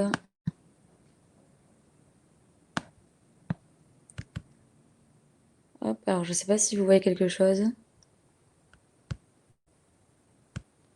Maintenant. Oui, on voit. Ouais, c'est bon? Ok, super. Oui, mais Alors, du coup, moi, je vais vous présenter donc, le métier d'ingénieur d'études, puisque c'est ce que je suis, hein, donc c'est ingénieur d'études en technique biologique. Et donc d'abord, je vais vous présenter en fait le métier donc en général, et après, je vous parlerai un petit peu de mon parcours. Donc le métier d'ingénieur d'études, là, je vous ai mis en fait plein de critères, en fait, de missions type qu'un ingénieur d'études peut être, va devoir faire. C'est vraiment pris d'une fiche de poste du CNRS, par exemple. Donc là, vous pouvez voir au début donc, les missions, choisir, développer, adapter des protocoles. Donc le métier d'ingénieur d'études, il va être assez technique, mettre en place des protocoles, les rédiger, mais le côté rédactionnel, il va être assez amoindri comparé à un travail de chercheur. C'est là d'ailleurs que va être la différence. Après, il va y avoir tout le côté donc présenter des analyses, des résultats, le côté donc statistique, donc à faire présenter sur Prism, sur différents logiciels. On va avoir différentes formations. Une fois que les formations sont faites, on va pouvoir former d'autres personnes. Donc le métier, il est assez complet. Donc après, moi, je suis vraiment plus dans la biologie. Là, on a entendu avant des très bons communicants, hein. Moi, je suis pas trop là-dedans, donc je fais un peu de mon mieux. Mais par exemple, côté expérimentation, là, je vous ai mis quelques exemples. Donc, comme en immunologie, on va vous demander par exemple des techniques histologiques, du séquençage, de la microscopie. Voilà, donc souvent, on va vous demander beaucoup de connaissances techniques. Mais par exemple, si vous correspondez à 3 sur 5, souvent, on va vous dire au sein du laboratoire, vous allez apprendre les autres techniques que vous connaissez peut-être pas encore. Donc pareil, ça, il faut pas hésiter parfois à postuler sur des postes, même si vous connaissez seulement quelques techniques. Puisque ça, ce poste, donc vraiment, le poste d'ingénieur d'études, il est en gros, il est accessible vraiment après un master. Après un master en biologie, que ça soit neurosciences ou si vous faites le biologie, je sais pas, pathologie plutôt cardiovasculaire, etc. Ce poste, il va vraiment être accessible. Donc ensuite, qu'est-ce que j'ai mis? Donc rédiger des rapports, comme je vous disais, dans des notes techniques plutôt. Gérer, organiser des moyens techniques dans le cadre d'un projet scientifique. Ensuite, donc former, comme je vous disais, former, vous allez pouvoir former soit sur des techniques en particulier, soit former des étudiants. Simplement, par exemple, moi là, je co-encadre des masters. Vous pouvez après encadrer des personnes en licence de biologie, etc. Soit sur des projets, donc soit sur des techniques. Et après aussi, donc participer à la diffusion, valorisation de résultats, donc participer à des réunions d'équipe, etc. Pour les perspectives du métier, donc à la suite, en fait, voilà, pour vous dire, après un master, hein, donc vous pouvez postuler, alors que ça soit dans le laboratoire, par exemple, vous avez effectué votre master 2, votre stage de recherche, mais ça peut être vraiment il y a quand même beaucoup d'offres en CDD, donc souvent ça va être des offres de 12 mois où ils vous disent que c'est renouvelable. Donc, par exemple, il va y avoir des instituts publics qui proposent ça. Vous pouvez trouver ça sur Internet, donc sur le site de l'INSERM. Le CNRS en propose beaucoup de postes. Il y a l'INRA aussi. Et après, il va y avoir aussi des labos privés. J'en connais un peu moins, donc comme Evotech. Ensuite, alors voilà, ça, je voulais vous dire attention pour les instituts publics, puisqu'il va y avoir donc la loi Sauvadet, en fait, qui est une loi qui vous dit vous pouvez travailler 5 ans maximum dans le même institut. Donc je m'explique, c'est-à-dire si vous commencez après le master, donc premier CDD à l'INSERM, vous ne pourrez travailler que 5 ans en CDD en tant qu'ingénieur d'études. À la suite, si vous voulez continuer à travailler à l'INSERM, eh bien, il faut passer un concours, donc ce sont les concours externes pour être titularisé. Alors ça, ce que je vous dis, ça vaut en fait pour n'importe quel métier de la recherche dans le public. Puisqu'en fait, alors que vous soyez assistant ingénieur, ingénieur d'études, chercheur, après une thèse, ça va être la même chose. Donc, il faudra des postdocs, etc. En fait, ça sera vraiment 5 ans maximum dans l'institut. Après, par exemple, vous pouvez très bien travailler à l'INSERM quelques années, puis aller au CNRS. Ça n'y a pas de souci. Et par contre, c'est pas quoi, ça ne vaut pas pour le privé. Donc, ça vaut vraiment que pour le public. Donc après, voilà, il faut passer des concours pour être titularisé. Ensuite, il y a toujours la possibilité de faire une thèse, c'est-à-dire que commencer un CDD d'ingénieur d'études, ça ne veut pas dire que ça vous bloque pour faire une thèse plus tard. Donc ça, c'est complètement faisable. En plus, c'est déjà arrivé dans un laboratoire. Parce que, par exemple, si vous voulez changer de sujet, faire une thèse dans un labo qu'on ne connaît pas du tout, parfois ça peut être un peu compliqué. Donc ça peut être plus rassurant, on va dire, de faire un premier CDD de 12 mois dans un nouveau laboratoire, dans une équipe. Et si ça se passe très bien, et bien par des biais, par des financements annexes, hein, donc comme des ANR, des choses comme ça, si l'équipe vous aime beaucoup et que ça se passe très bien, elle peut demander pour vous un financement de thèse et vous pouvez commencer une thèse avec cette équipe. Donc c'est possible après 1 an, 2 ans, 3 ans de CDD, hein, vraiment. Et après, donc ça c'était pour le côté, donc ça c'est pour l'évolution, ce qui est possible aussi. Je trouve que c'est important à savoir parce que dans le côté, dans ingénieur d'études, on va voir en fait ce qui, on va dire, va être aussi la différence avec le chercheur hein, et l'ingénieur de recherche, c'est on va pas diriger de projet. Alors on est très indépendant sur comment on s'organise, etc. Mais voilà, on travaille avec des chercheurs, etc. Mais c'est possible, par exemple, après avoir été titularisé. Et donc, Et quand toi tu parles de chez tout le monde, ça va, mais pour moi j'emploie le mot sel tout de suite. est-ce que... Ouais, c'est bon. Du coup, je vous disais que donc pour être donc l'évolution qui est possible, c'est de devenir ingénieur de recherche après 10 ans d'expérience. Donc si vous êtes titularisé après 10 ans, donc ça c'est par le biais de concours internes. Donc il y a quand même une évolution assez sympa, je trouve. Et on peut devenir donc chef de projet et après avoir ses propres projets scientifiques, par exemple, par la suite. Donc maintenant, je vais vous parler un peu donc, de mon parcours. Donc voilà, moi j'ai fait... alors après, moi j'ai fait un bac scientifique et après j'ai voulu faire un BTS, donc à Toulouse, bioanalyse et contrôle. Donc j'adorais la bio et je voulais voir en fait le côté technique. Donc ce qui m'a plu dans le BTS, c'est que j'ai pu faire des stages, ce qui n'est pas forcément le cas voilà, quand on a licence, qui est très théorique et je voulais pas être perdue comme ça dans 1500 personnes. En BTS, on était vraiment, voilà, on était 20 dans la classe, c'était pour apprendre, c'était quand même vachement agréable. Donc je fais mon BTS, je me rends compte que j'adore la recherche, puisque je vous dirai après, mais donc je fais mon stage au CPTP, au centre de physiopathologie à Toulouse aussi. Et donc, je me suis rendu compte que j'ai vraiment ça. Du coup, j'intègre la 3e année de licence à Paul Sabatier, licence de biologie cellulaire et physiologie. À la suite de cette licence, donc j'intègre le master 1 biosanté, vous savez, qui est général, mais du coup, donc c'était la première année de sélection lorsque j'y suis rentrée. Donc, je choisis neurosciences, comportement et cognition. Et donc après, j'effectue mon master 2, toujours à Toulouse. Au niveau de mes expériences, donc mes stages, comme je vous disais, pendant mon BTS, ce qui était bien, voilà, c'était intégré à l'année, donc j'ai pu faire donc c'était un stage, mais c'était 2 stages, mais au même endroit, je voulais dire, sur les 2 années. Donc c'était sur les maladies inflammatoires du système nerveux, très intéressant, donc plus côté immuno, donc ça me plaisait beaucoup, mais c'est vrai que j'ai toujours voulu faire des neurosciences, donc après je suis partie en neuro. Première année de master 1, donc j'étais à la plateforme intégrée de neurosciences, peut-être qu'il y en a certains d'entre vous qui le font. Mais c'était une très bonne expérience parce qu'on était vraiment quand même très indépendants. On était 12 et on a pu vraiment choisir le sujet sur lequel on allait travailler, comment on voulait faire. On était très libre, donc ça, j'ai beaucoup aimé. On a appris beaucoup de tests, de mémoire, chez la souris, donc c'était très intéressant. Voilà, c'était sur l'implication d'un stress chronique et ou aigu, ainsi que l'ajout d'antagonistes, voilà, sur la mémoire spatiale à court terme. Et c'est vrai que ça m'a beaucoup appris sur le comportement, donc ça, j'ai beaucoup aimé ça. Ensuite, mon stage de master 2, donc c'est là où je suis actuellement, hein, donc c'est à Tonica, dans l'équipe IDRIM. Et dans mon stage, dans l'intitulé de mon stage, c'était l'administration intranasale de NGF, c'est un facteur de croissance, donc dans l'objectif d'une récupération sensorimotrice avec une lésion intracérébrale. Donc là, en fait, il s'agit d'un essai préclinique. Donc, moi, voilà, j'adore le comportement, tout ce qui est sur. Après, voilà, moi, les essais, travailler avec les animaux, ça ne me dérange pas. Je sais que ça peut être différent pour d'autres, mais voilà, là, il faut vraiment aller à des choses qu'on aime. Moi, j'aime beaucoup. Après, l'objectif, hein, forcément, c'est d'aller en clinique. Donc, on a quand même cet aspect transversal qui est super.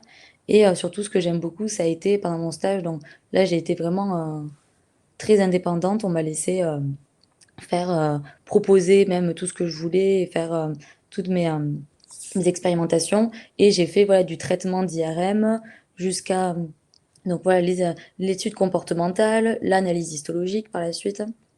C'était assez complet. Et donc, c'est vrai que c'était frustrant. Genre, je voulais, à la suite de mon Master 2, à la base, mon objectif, c'était de faire la thèse avec l'équipe avec qui je m'entendais très bien, mais impossible d'aller à l'école doctorale. Donc, on avait même demandé, non, c'est plus là, on avait demandé un financement qu'on n'a pas eu. Et du coup, par contre, on a eu un financement d'1 an, donc qui est la fondation des Gueules Cassées. Mais avec 1 an, donc on peut pas, ça peut pas être comptabilisé comme une thèse, hein. Pour vraiment être en thèse, il faut avoir un financement de 3 ans. Mais du coup, c'était une première année, mais je me suis dit, bah, c'est pas grave, c'est super, je peux continuer avec mon équipe, donc ça serait très bien. Et peut-être que je ferai la thèse plus tard. Et ben, je me suis vraiment plu finalement en tant qu'ingénieur d'études. Donc j'avais eu la possibilité, j'aurais eu la possibilité l'année d'après, donc finalement cette année-là, de faire la thèse. Et j'ai décidé que non, que je préférais en fait ben, faire en sorte que mon dossier soit, on va dire, plus complet pour plus tard passer des concours d'ingénieur d'études. Mais je me plaisais beaucoup dans ce métier-là. Alors, voilà, oui, donc j'ai mis renouveler parce que du coup, voilà, c'est la deuxième année en fait que je travaille en tant qu'ingénieur d'études et c'est les Gueules Cassées qui me financent toujours. Donc, ils m'ont financé, ils me financent là pour 2 ans et peut-être une troisième année, j'espère. Donc, on demande, là, on fait des demandes de financement pour que ça soit encore renouvelé, encore une fois. Et dans mes projets, voilà, je voulais dire juste quelques mots sur mes projets. Donc, j'ai travaillé sur l'impact de l'administration intranasale, comme je vous disais. Donc, c'était un essai préclinique là qui est en cours de publication. Donc ça, c'était là. Donc j'ai pu continuer toute mon étude du master 2 finalement. Donc ça, c'était assez bien de pouvoir arriver au bout de l'histoire. En fait, j'ai commencé, j'ai proposé des idées au tout début, et là aujourd'hui, on le publie. Donc c'est vrai que c'est assez agréable d'avoir toute l'histoire en entière. Et, euh, et aujourd'hui, maintenant, là, on est sur l'intégration fonctionnelle de cellules neurales. Alors bon, pas encore sur bioimplant là, mais ça c'est le titre général. Là, en fait, je suis sur. Donc, j'ai administré de façon intranasale de la glientérique. Donc, on récupère en fait des cellules humaines de l'intestin. On les met en intranasal pour obtenir, en fait, dans l'objectif d'avoir de la régénération cérébrale.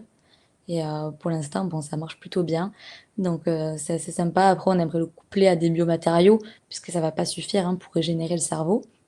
Mais on a des résultats assez jolis. Là, vous voyez, je vous ai mis une image. En fait, c'est du tissu reconstruit que j'ai entouré. Et voilà. Et l'objectif, bien sûr, c'est de régénérer le cerveau complètement. Ça serait super.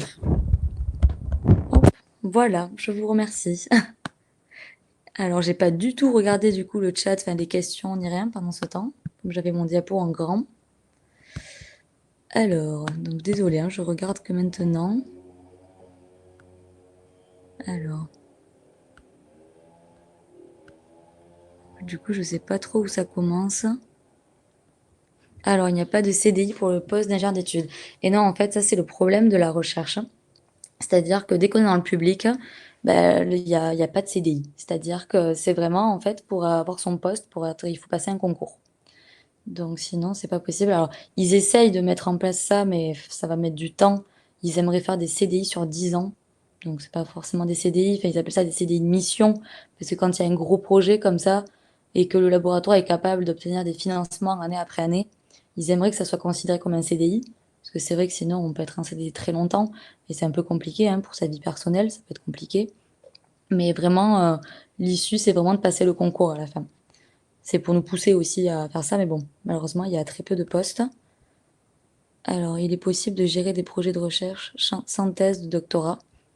Bah, du coup, voilà. Donc, gérer des projets de recherche, ça va être possible en fait, donc avec le grade d'ingénieur de recherche. Ce grade, vous l'avez soit après une thèse, soit, comme je vous disais, finalement, sans faire de thèse, en étant au début ingénieur d'études et après 10 ans d'expérience, passer en concours interne le concours pour être en fait devenir ingénieur de recherche. Et dès que vous êtes ingénieur de recherche, bien sûr, bah là, c'est vous gérez vos propres projets de recherche. Donc oui, c'est possible sans thèse. Une journée. Alors, non. Euh,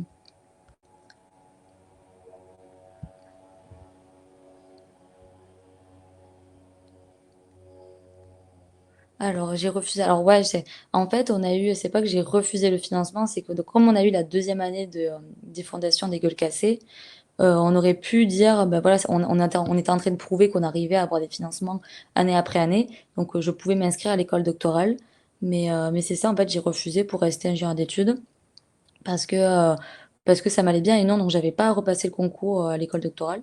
Parce qu'une fois, en fait, ça, vous pouvez vraiment le passer que, on va dire, vous avez qu'une chance. C'est après votre master. Si vous pouvez pas passer l'école doctorale après le master, bon, je sais pas si je dis n'importe quoi, mais je pense pas. Je pense que c'est plus trop possible de passer le concours après. C'est vraiment qu'accessible à notre promotion, quoi. Euh, et voilà. Et faire une thèse, qu'est-ce que ça m'aurait de plus? Bah, après, voilà, c'était la question que je me suis posée. Parce qu'en fait, je me voyais pas être dans la recherche, vraiment, faire enchaîner les postdocs, etc. Je préférais vraiment commencer, voilà, à commencer mon métier dès maintenant, quoi. Enfin, faire mon CV pour devenir ingénieur d'études. Et la thèse, par contre, bah ouais, il y en a plein qui, donc c'est une expérience à vivre, hein, dans ce que mes amis qui la font en sont très contents. Après, il faut savoir aussi que ça bloque pas. En fait, c'est pour le concours d'ingénieur d'études, ça va être en fonction en fait du jury que vous allez avoir. C'est-à-dire que certains vont aimer que vous ayez une thèse et vous allez toujours pouvoir passer le concours d'ingénieur d'études, même si vous avez un bac plus 8. Et d'autres vont trouver ça mal placé parce que vous, entre guillemets, vous prenez la place peut-être de bac plus 5. Donc ça peut être mal vu d'avoir une thèse pour passer le concours d'ingénieur d'études. Et c'est aussi pour ça que j'ai décidé de ne pas faire la thèse. Mais ça dépend en fait. Parce que certains réussissent après avoir le concours avec une thèse d'ingénieur d'études, mais d'autres, bon, après d'autres font le concours ingénieur de recherche, etc. Voilà.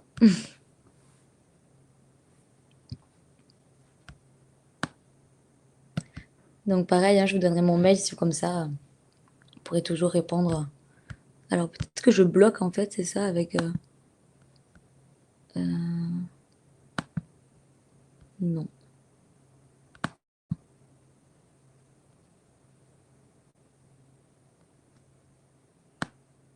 Est-ce que j'ai toujours mon écran partagé? Oui. Alors je n'arrive pas à l'enlever. Je sais pas si...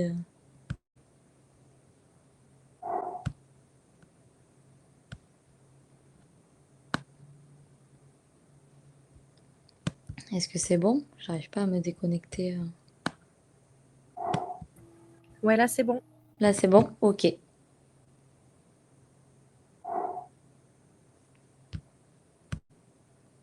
Tac.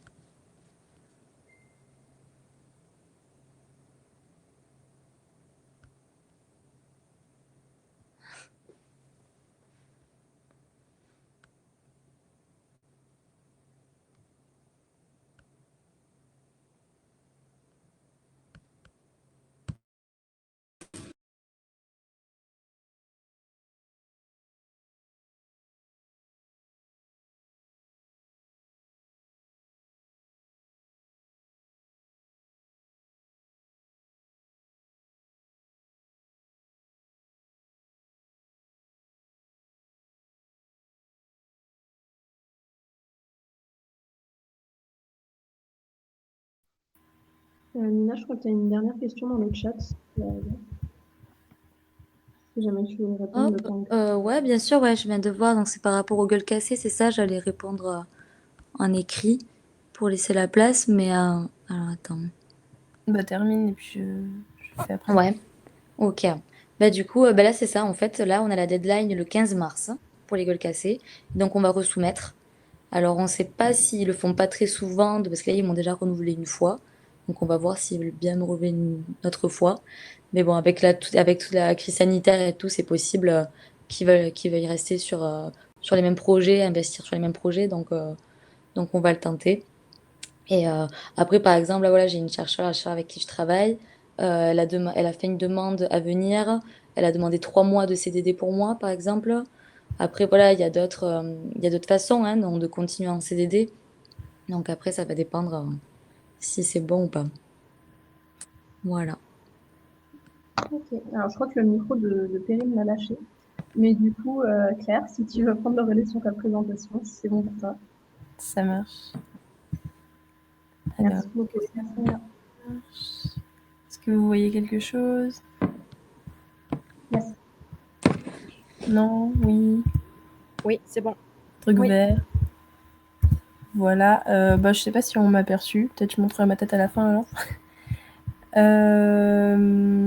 Alors oui, donc je m'appelle Claire Schneider. Moi j'ai fait un master en sciences cognitives à l'IDMC Nancy et en gros j'ai mis des mots-clés. On va parler de réponse aux besoins, de formation, de santé et de fonction publique.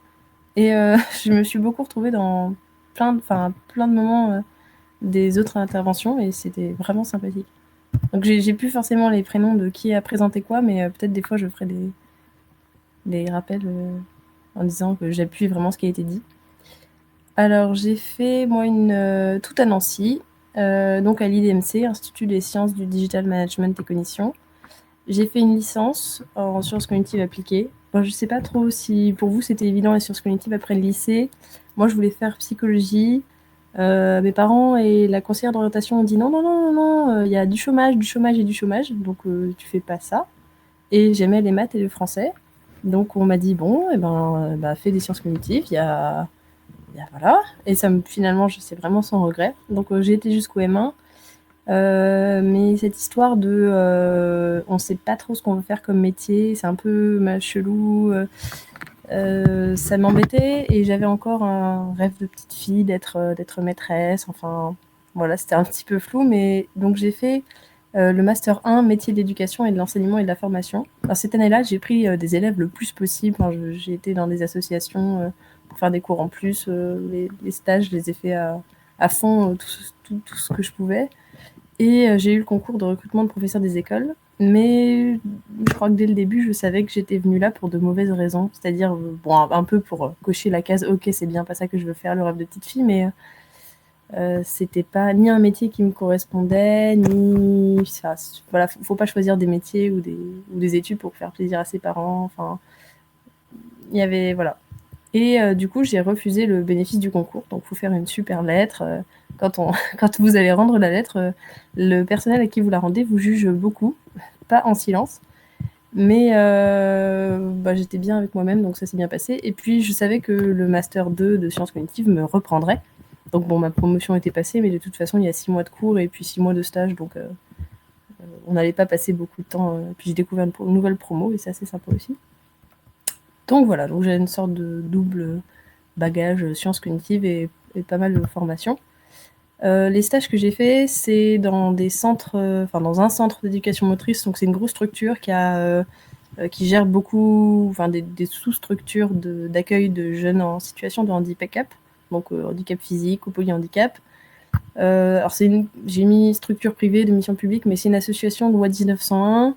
C'est pas le public, mais c'est pas ce que j'en pense. Enfin, c'est pas une multinationale, quoi. Mais c'est quand même privé. Enfin, c'est pas le public. Et la problématique, c'était les nouvelles technologies, voir ce que ça peut apporter en réponse aux besoins aux jeunes. Donc, pour leur développement, pour leur estime d'eux-mêmes, pour leur dépendance, pour leur autonomie plutôt. Voilà, donc on a réfléchi à ce qu'on pouvait apporter. Je suis allée faire du benchmark dans des centres de la région, donc il fallait se faire accueillir là-bas. En période de Covid, ça n'aurait pas trop été possible, mais là, franchement, ça m'a ouvert. Voilà, j'ai découvert beaucoup de choses. C'était des missions très sympas. Et le deuxième stage que j'ai fait, c'était en tant que UX designer. Alors ça, c'est pareil, c'était pour de mauvaises raisons, je trouve, parce que en gros, je voulais vraiment trouver un stage assez rapidement. Et c'était à peu près un des seuls métiers dont on avait un mot, un nom, en tant on pouvait le faire avec des sciences cognitives, UX designer. Et donc, je me suis mis à chercher ça. Bon, d'un côté, j'avais pas vraiment d'envie très précise, mais puis ça répondait vraiment. Moi, j'ai toujours voulu répondre aux besoins. Enfin, il y a vraiment un côté. J'ai envie de savoir, de chercher avec les gens qu'est-ce qui va les aider et qu'est-ce qu'on va mettre. Mais autant c'était intéressant, enfin ça m'a appris des choses quand même, mais ça m'a appris beaucoup de choses sur moi de par le négatif, de par comment j'ai vécu cette expérience. C'est-à-dire autant ça se passait officiellement très bien, et c'est vrai qu'il n'y a pas eu de problème du tout, j'ai eu une bonne note, mais le fait de travailler pour une entreprise, d'avoir des horaires fixes, c'est-à-dire même les jours où j'avais plus rien à faire, je devais être là de 8h30 à 18h, et même ma chef, elle me disait, bah oui, Enfin, elle avait bien conscience qu'il n'y avait rien à faire, mais il faut rester.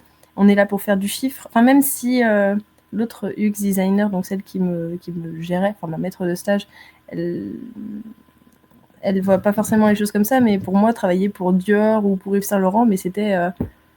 Enfin, j'avais l'impression d'avoir raté ma vie, quoi. Tellement je trouvais ça, je voulais vraiment pas... oui, alors oui, on met bien les trucs pour que les gens achètent, donc c'est vraiment une réponse aux besoins, mais c'est pour qu'ils achètent des choses inutiles, probablement testées sur les animaux, enfin, je sais pas, mais voilà, c'était pas moi. Donc, suite à ça, les études, à la fin, j'ai fait une pause.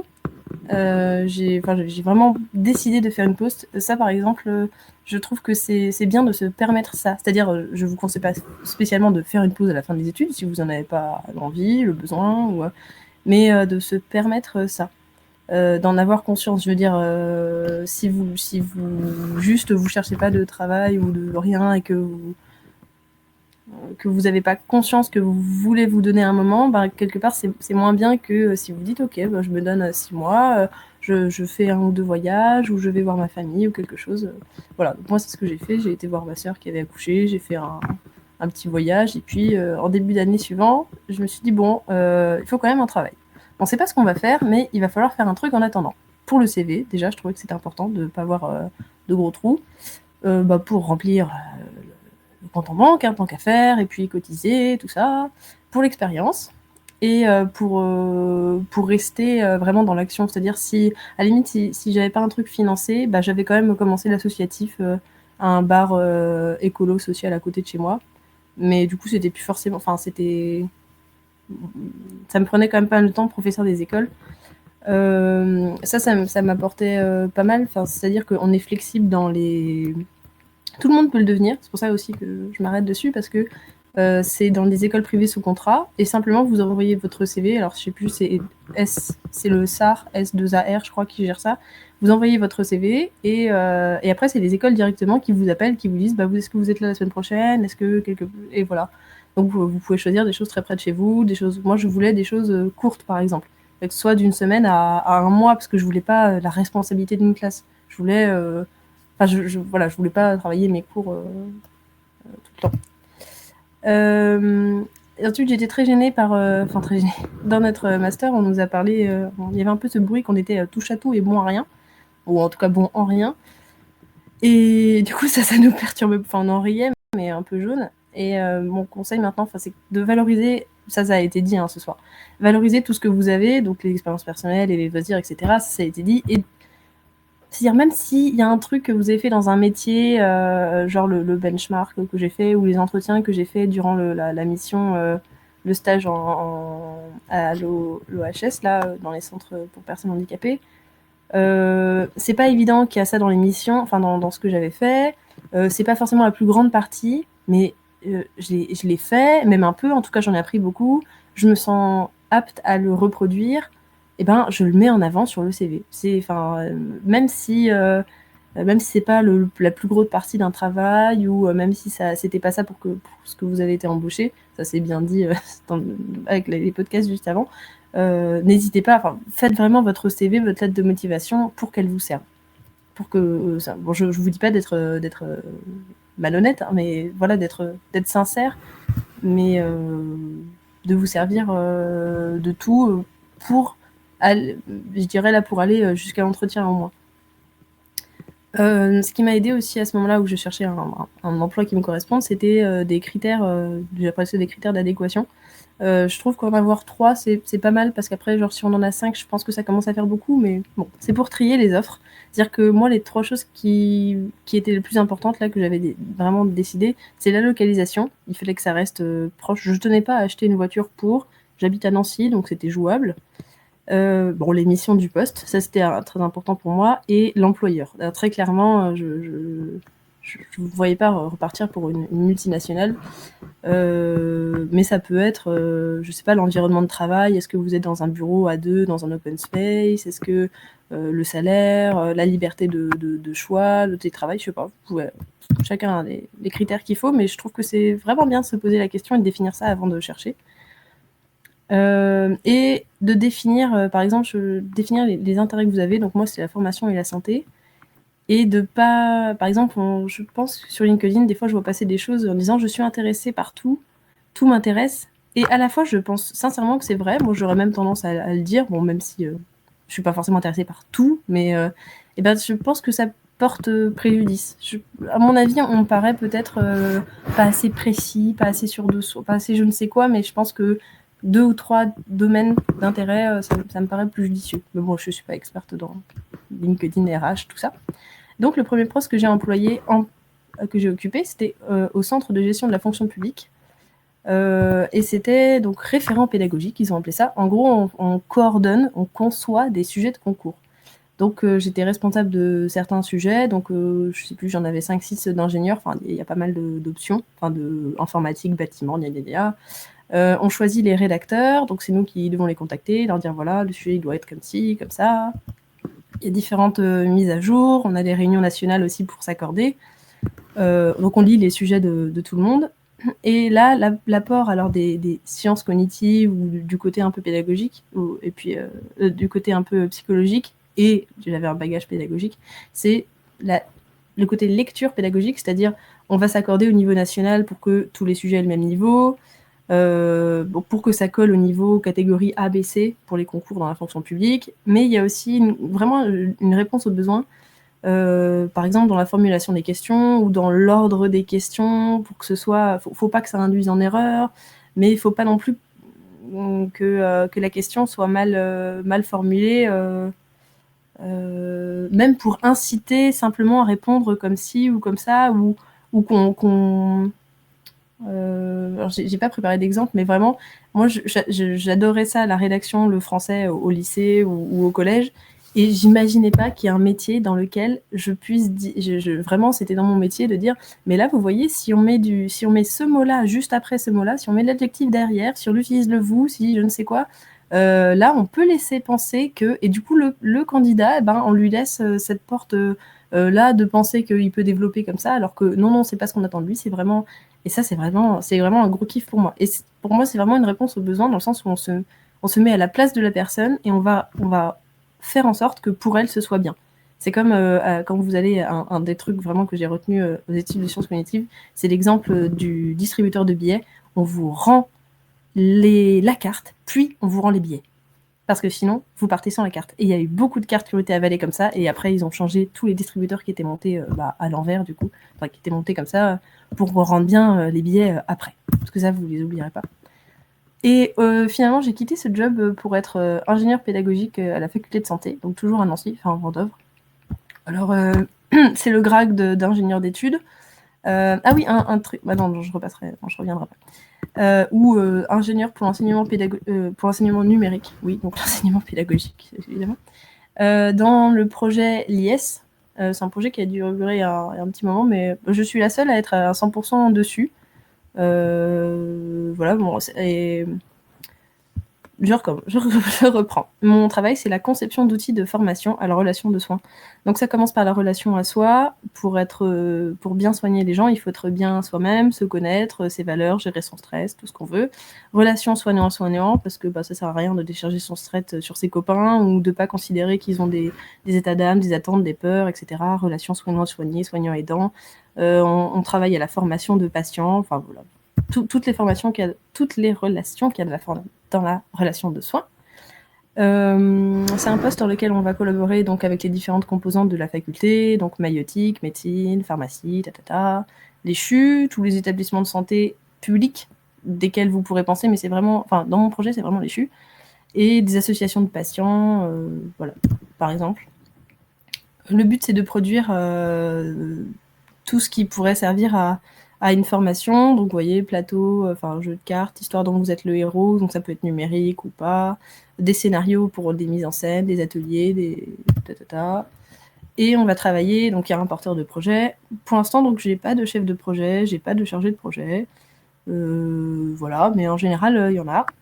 Les ingénieurs pédagogiques des autres projets, ça je trouve c'est vraiment bien de bien s'entendre avec, j'ai une très bonne relation avec la jeune fille du projet d'à côté, et c'est vraiment enrichissant. C'est-à-dire on fait pas du tout les mêmes choses, on travaille pas, elle c'est pour le sevrage tabagique, mais c'est vraiment bien de pouvoir s'enrichir des autres métiers, en tout cas des autres missions. Et ce poste-là, je peux travailler avec des gens donc de Nancy, le CHU, tant qu'à faire, on travaille avec à côté, mais par exemple, je travaille aussi avec la Ligue des usagers des services de santé de Belgique, et c'est aussi très enrichissant. On en apprend aussi sur d'autres pays. Et là, ce que je trouve intéressant de dire, c'est qu'il y a dans ce poste d'ingénieur pédagogique, donc d'ingénieur d'études, il y a vraiment un équilibre à trouver quand on intervient, quand on échange avec les gens, entre création, la position que vous avez, créateur, concepteur, donc co-créateur quelque part, ou plus en soutien. C'est-à-dire qu'il y a des gens qui vont attendre que vous pondiez un truc de A à Z, que vous imaginiez leurs besoins, que vous disiez c'est ça qu'il faut faire et que vous le fassiez. Mais non, ça se passe pas. Il y a vraiment des personnes au CHU, par exemple, qui ont imaginé que j'allais leur dire moi, ce que je peux vous apporter pour répondre à votre besoin, que je sais que c'est ça, et ce sera ça. Je vais vous développer tout un truc, une application web, ça va être super, et pouf. Mais non, ça se passe pas comme ça. Mais à l'inverse, il y a aussi des gens qui vont considérer que c'est à eux de faire dans leur coin. Simplement, vous êtes là pour répondre à 2 questions tous les 3 mois, mais ça se passe pas comme ça non plus. Donc il y a vraiment une distance à trouver à chaque fois. Ça m'intéresse. Ça, c'est quelque chose qui me plaît beaucoup. J'ai absolument aucune idée du temps qui passe, donc peut-être je vais trop vite, peut-être au contraire c'est trop lent. J'ai 2 diapos encore, et donc c'est les conclusions que j'ai de tout ça dont je vous ai parlé. Je pense que dans tous les cas, à chaque fois que vous pensez à chercher un travail ou à chercher un emploi, un stage, essayez d'aller au maximum d'entretiens possibles. Je ne vous dis pas de postuler à tout, mais si vous avez déjà un stage qui vous plaît beaucoup, mais que vous décrochez d'autres entretiens, foncez-y. Si vous n'êtes pas sûr que ce job est fait pour vous, ou que il demande 3 ans d'expérience, ou au contraire, c'est quand même un truc où il ne demande pas d'expérience. Mais si vous avez postulé et que si vraiment il y a un intérêt pour vous, que vous y êtes sensible, postulez. Et si vous pouvez y aller, si vous avez un entretien, franchement, foncez-y. Et tout emploi, même quand ça se passe mal, ça vous apprend plein de choses. Et ça, au mieux, au pire, au minimum, voilà, ça vous apprend énormément sur vous-même. Oui, alors tous les lièvres et toutes les tortues atteignent leur destination. C'est pour dire que il y a plein d'endroits, il y a plein de façons d'arriver au même chemin, au même poste, au même emploi. Bon, ça, mais on l'a vu plein de fois ce soir, je trouve. Pour chacun des métiers qui nous correspondent existent. Donc vraiment, moi je pensais pas que je pouvais avoir un métier, que finalement j'ai quitté, mais dans lequel vraiment ça compte la formation de phrases pour que ce soit bien formulé, parce qu'on fait attention. Voilà. Et si vous êtes intéressé par la vie des coquillages en Méditerranée, je ne sais quoi, il y a sur plein de métiers qui sont très bien pour ça. Aussi, alors être sincère et échanger, ça j'ai pensé à un point particulier, c'est-à-dire que quand j'ai été référente pédagogique, en fonction publique, en théorie, votre salaire il est défini par des grilles. dans les faits, plus vous avancez, plus il y a une petite part de subjectivité, puisque on va vous mettre un indice qui va évaluer. Enfin bon, donc il y a encore des disparités hommes-femmes, par exemple, même si c'est quand même encadré. C'est peut-être moins pire qu'ailleurs quand même, voilà. Mais il cherchait quelqu'un qui n'était pas catégorie A, enfin il cherchait un catégorie B, en étant échelon 1, première grille, enfin il voulait vraiment le minimum du minimum, alors que c'est catégorie A, le travail qu'il souhaitait, et que tous mes collègues nationaux, donc on est je sais pas, on était une vingtaine dans la France, à faire donc tous les sujets pour la fonction publique territoriale, ils étaient A. Parce que mon centre avait rétrogradé le poste il y a pas longtemps, parce qu'ils avaient vu que ils étaient tombés sur une B qui avait réussi à faire le travail bien, et ils s'est dit pourquoi payer plus cher. Et donc j'ai accepté le poste, et puis ça m'a quand même trotté dans la tête, et je me sentais vraiment mal pour moi-même d'avoir accepté ce travail, alors que j'étais pas encore en poste ni rien. Mais donc j'ai envoyé un mail où j'ai vraiment expliqué ça. Je dis j'ai fait des études, je me sens, enfin pour me considérer moi-même, c'est important pour moi d'avoir quelque chose qui reflète plus ce que j'ai fait. Enfin voilà, j'ai vraiment bien rédigé, je veux dire, mais j'ai été très sincère. Et ils ont accepté. Alors ils pouvaient quand même pas changer de catégorie, mais ils m'ont changé de grille et ils m'ont ajouté des échelons. Alors ça n'a pas multiplié mon salaire par 2, mais déjà le geste, on se sent mieux, on l'a fait, on s'est respecté. Et puis bon, vous gagnez quand même un peu d'argent. Et au pire, comme je l'ai entendu ce soir, au pire ça rate. Bon voilà. Mais il vaut mieux vraiment ne pas avoir peur de demander, tant qu'on est sincère, honnête. Définir ses valeurs et ses critères d'adéquation professionnelle, parce que ce que j'ai dit tout à l'heure, voilà, si pour vous le plus important c'est le salaire, la localisation, vous vous en foutez, les missions, à la limite vous vous en foutez, mais tant que vous êtes en relation avec 1000 personnes, c'est important pour vous. Enfin, voilà, essayez pour filtrer les offres, surtout en sciences cognitives où ça peut un peu partir dans tous les sens. Je trouve que c'est intéressant. Définir ses valeurs, ça c'est parce qu'il y a un atelier vraiment qu'on fait ici à nos étudiants pour qu'ils définissent les valeurs, les 5 valeurs qui les guident.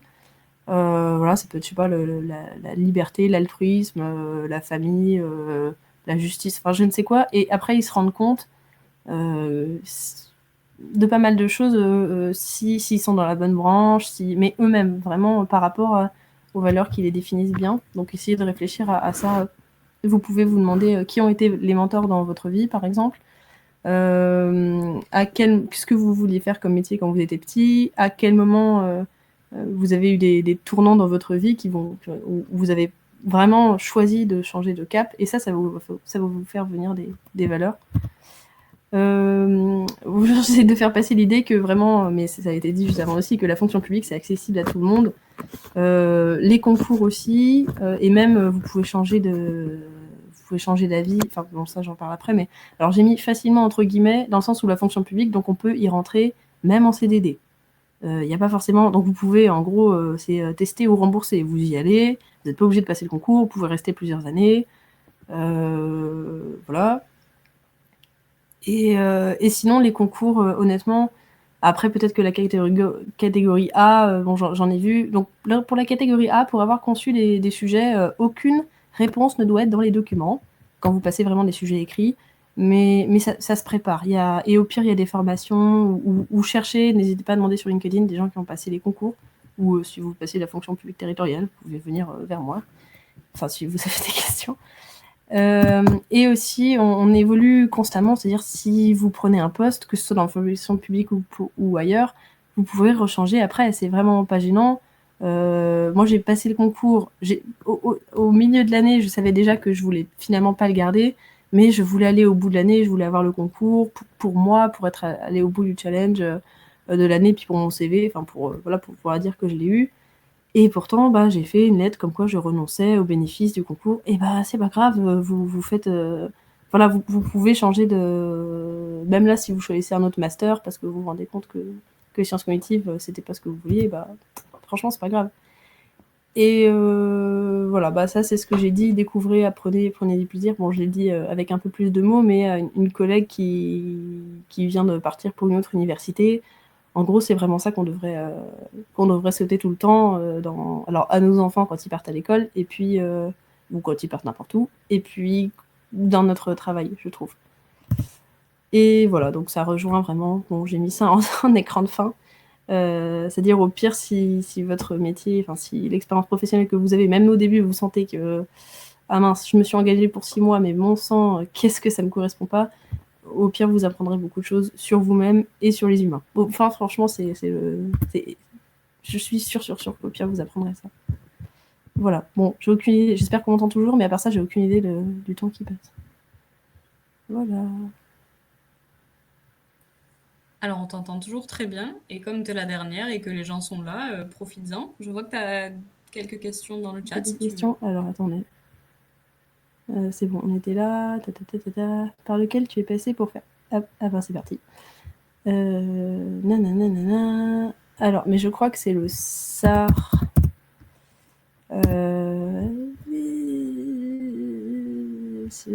Bon, enfin, je renverrai dans le chat à la fin. Où êtes-vous? Parce que j'ai regardé, donc c'est de l'enseignement privé, parce que l'enseignement public, ils peuvent pas, enfin, s'ils peuvent, mais franchement, vous facilitez la vie si vous passez, juste pour des suppléances, si vous passez par le privé, parce qu'ils ont beaucoup plus de facilité.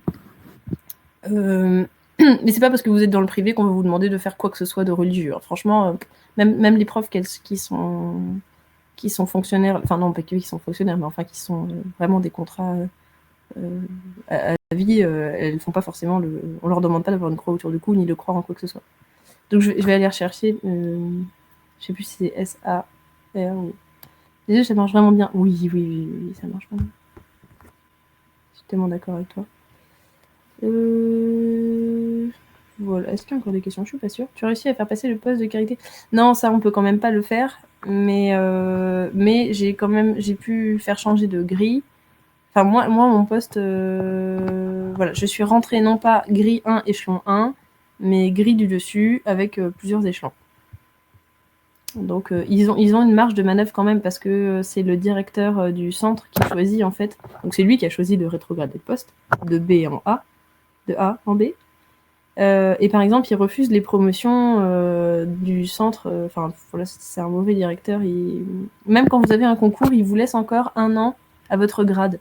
Alors qu'en fait, non. Enfin, ça m'est pas arrivé à moi, mais tu devrais être payé tout de suite. Bon, peut-être dans les 3 mois, hein, le temps qu'ils ajournent, pourquoi pas. Mais enfin,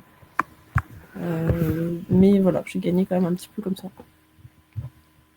Voilà, je crois qu'il n'y a pas trop de questions. Je sais pas si j'ai oublié des trucs du coup. Donc voilà. Je vais aller chercher le nom de l'enseignement, mais... Merci beaucoup, Claire. On te laisse le mettre dans la conversation.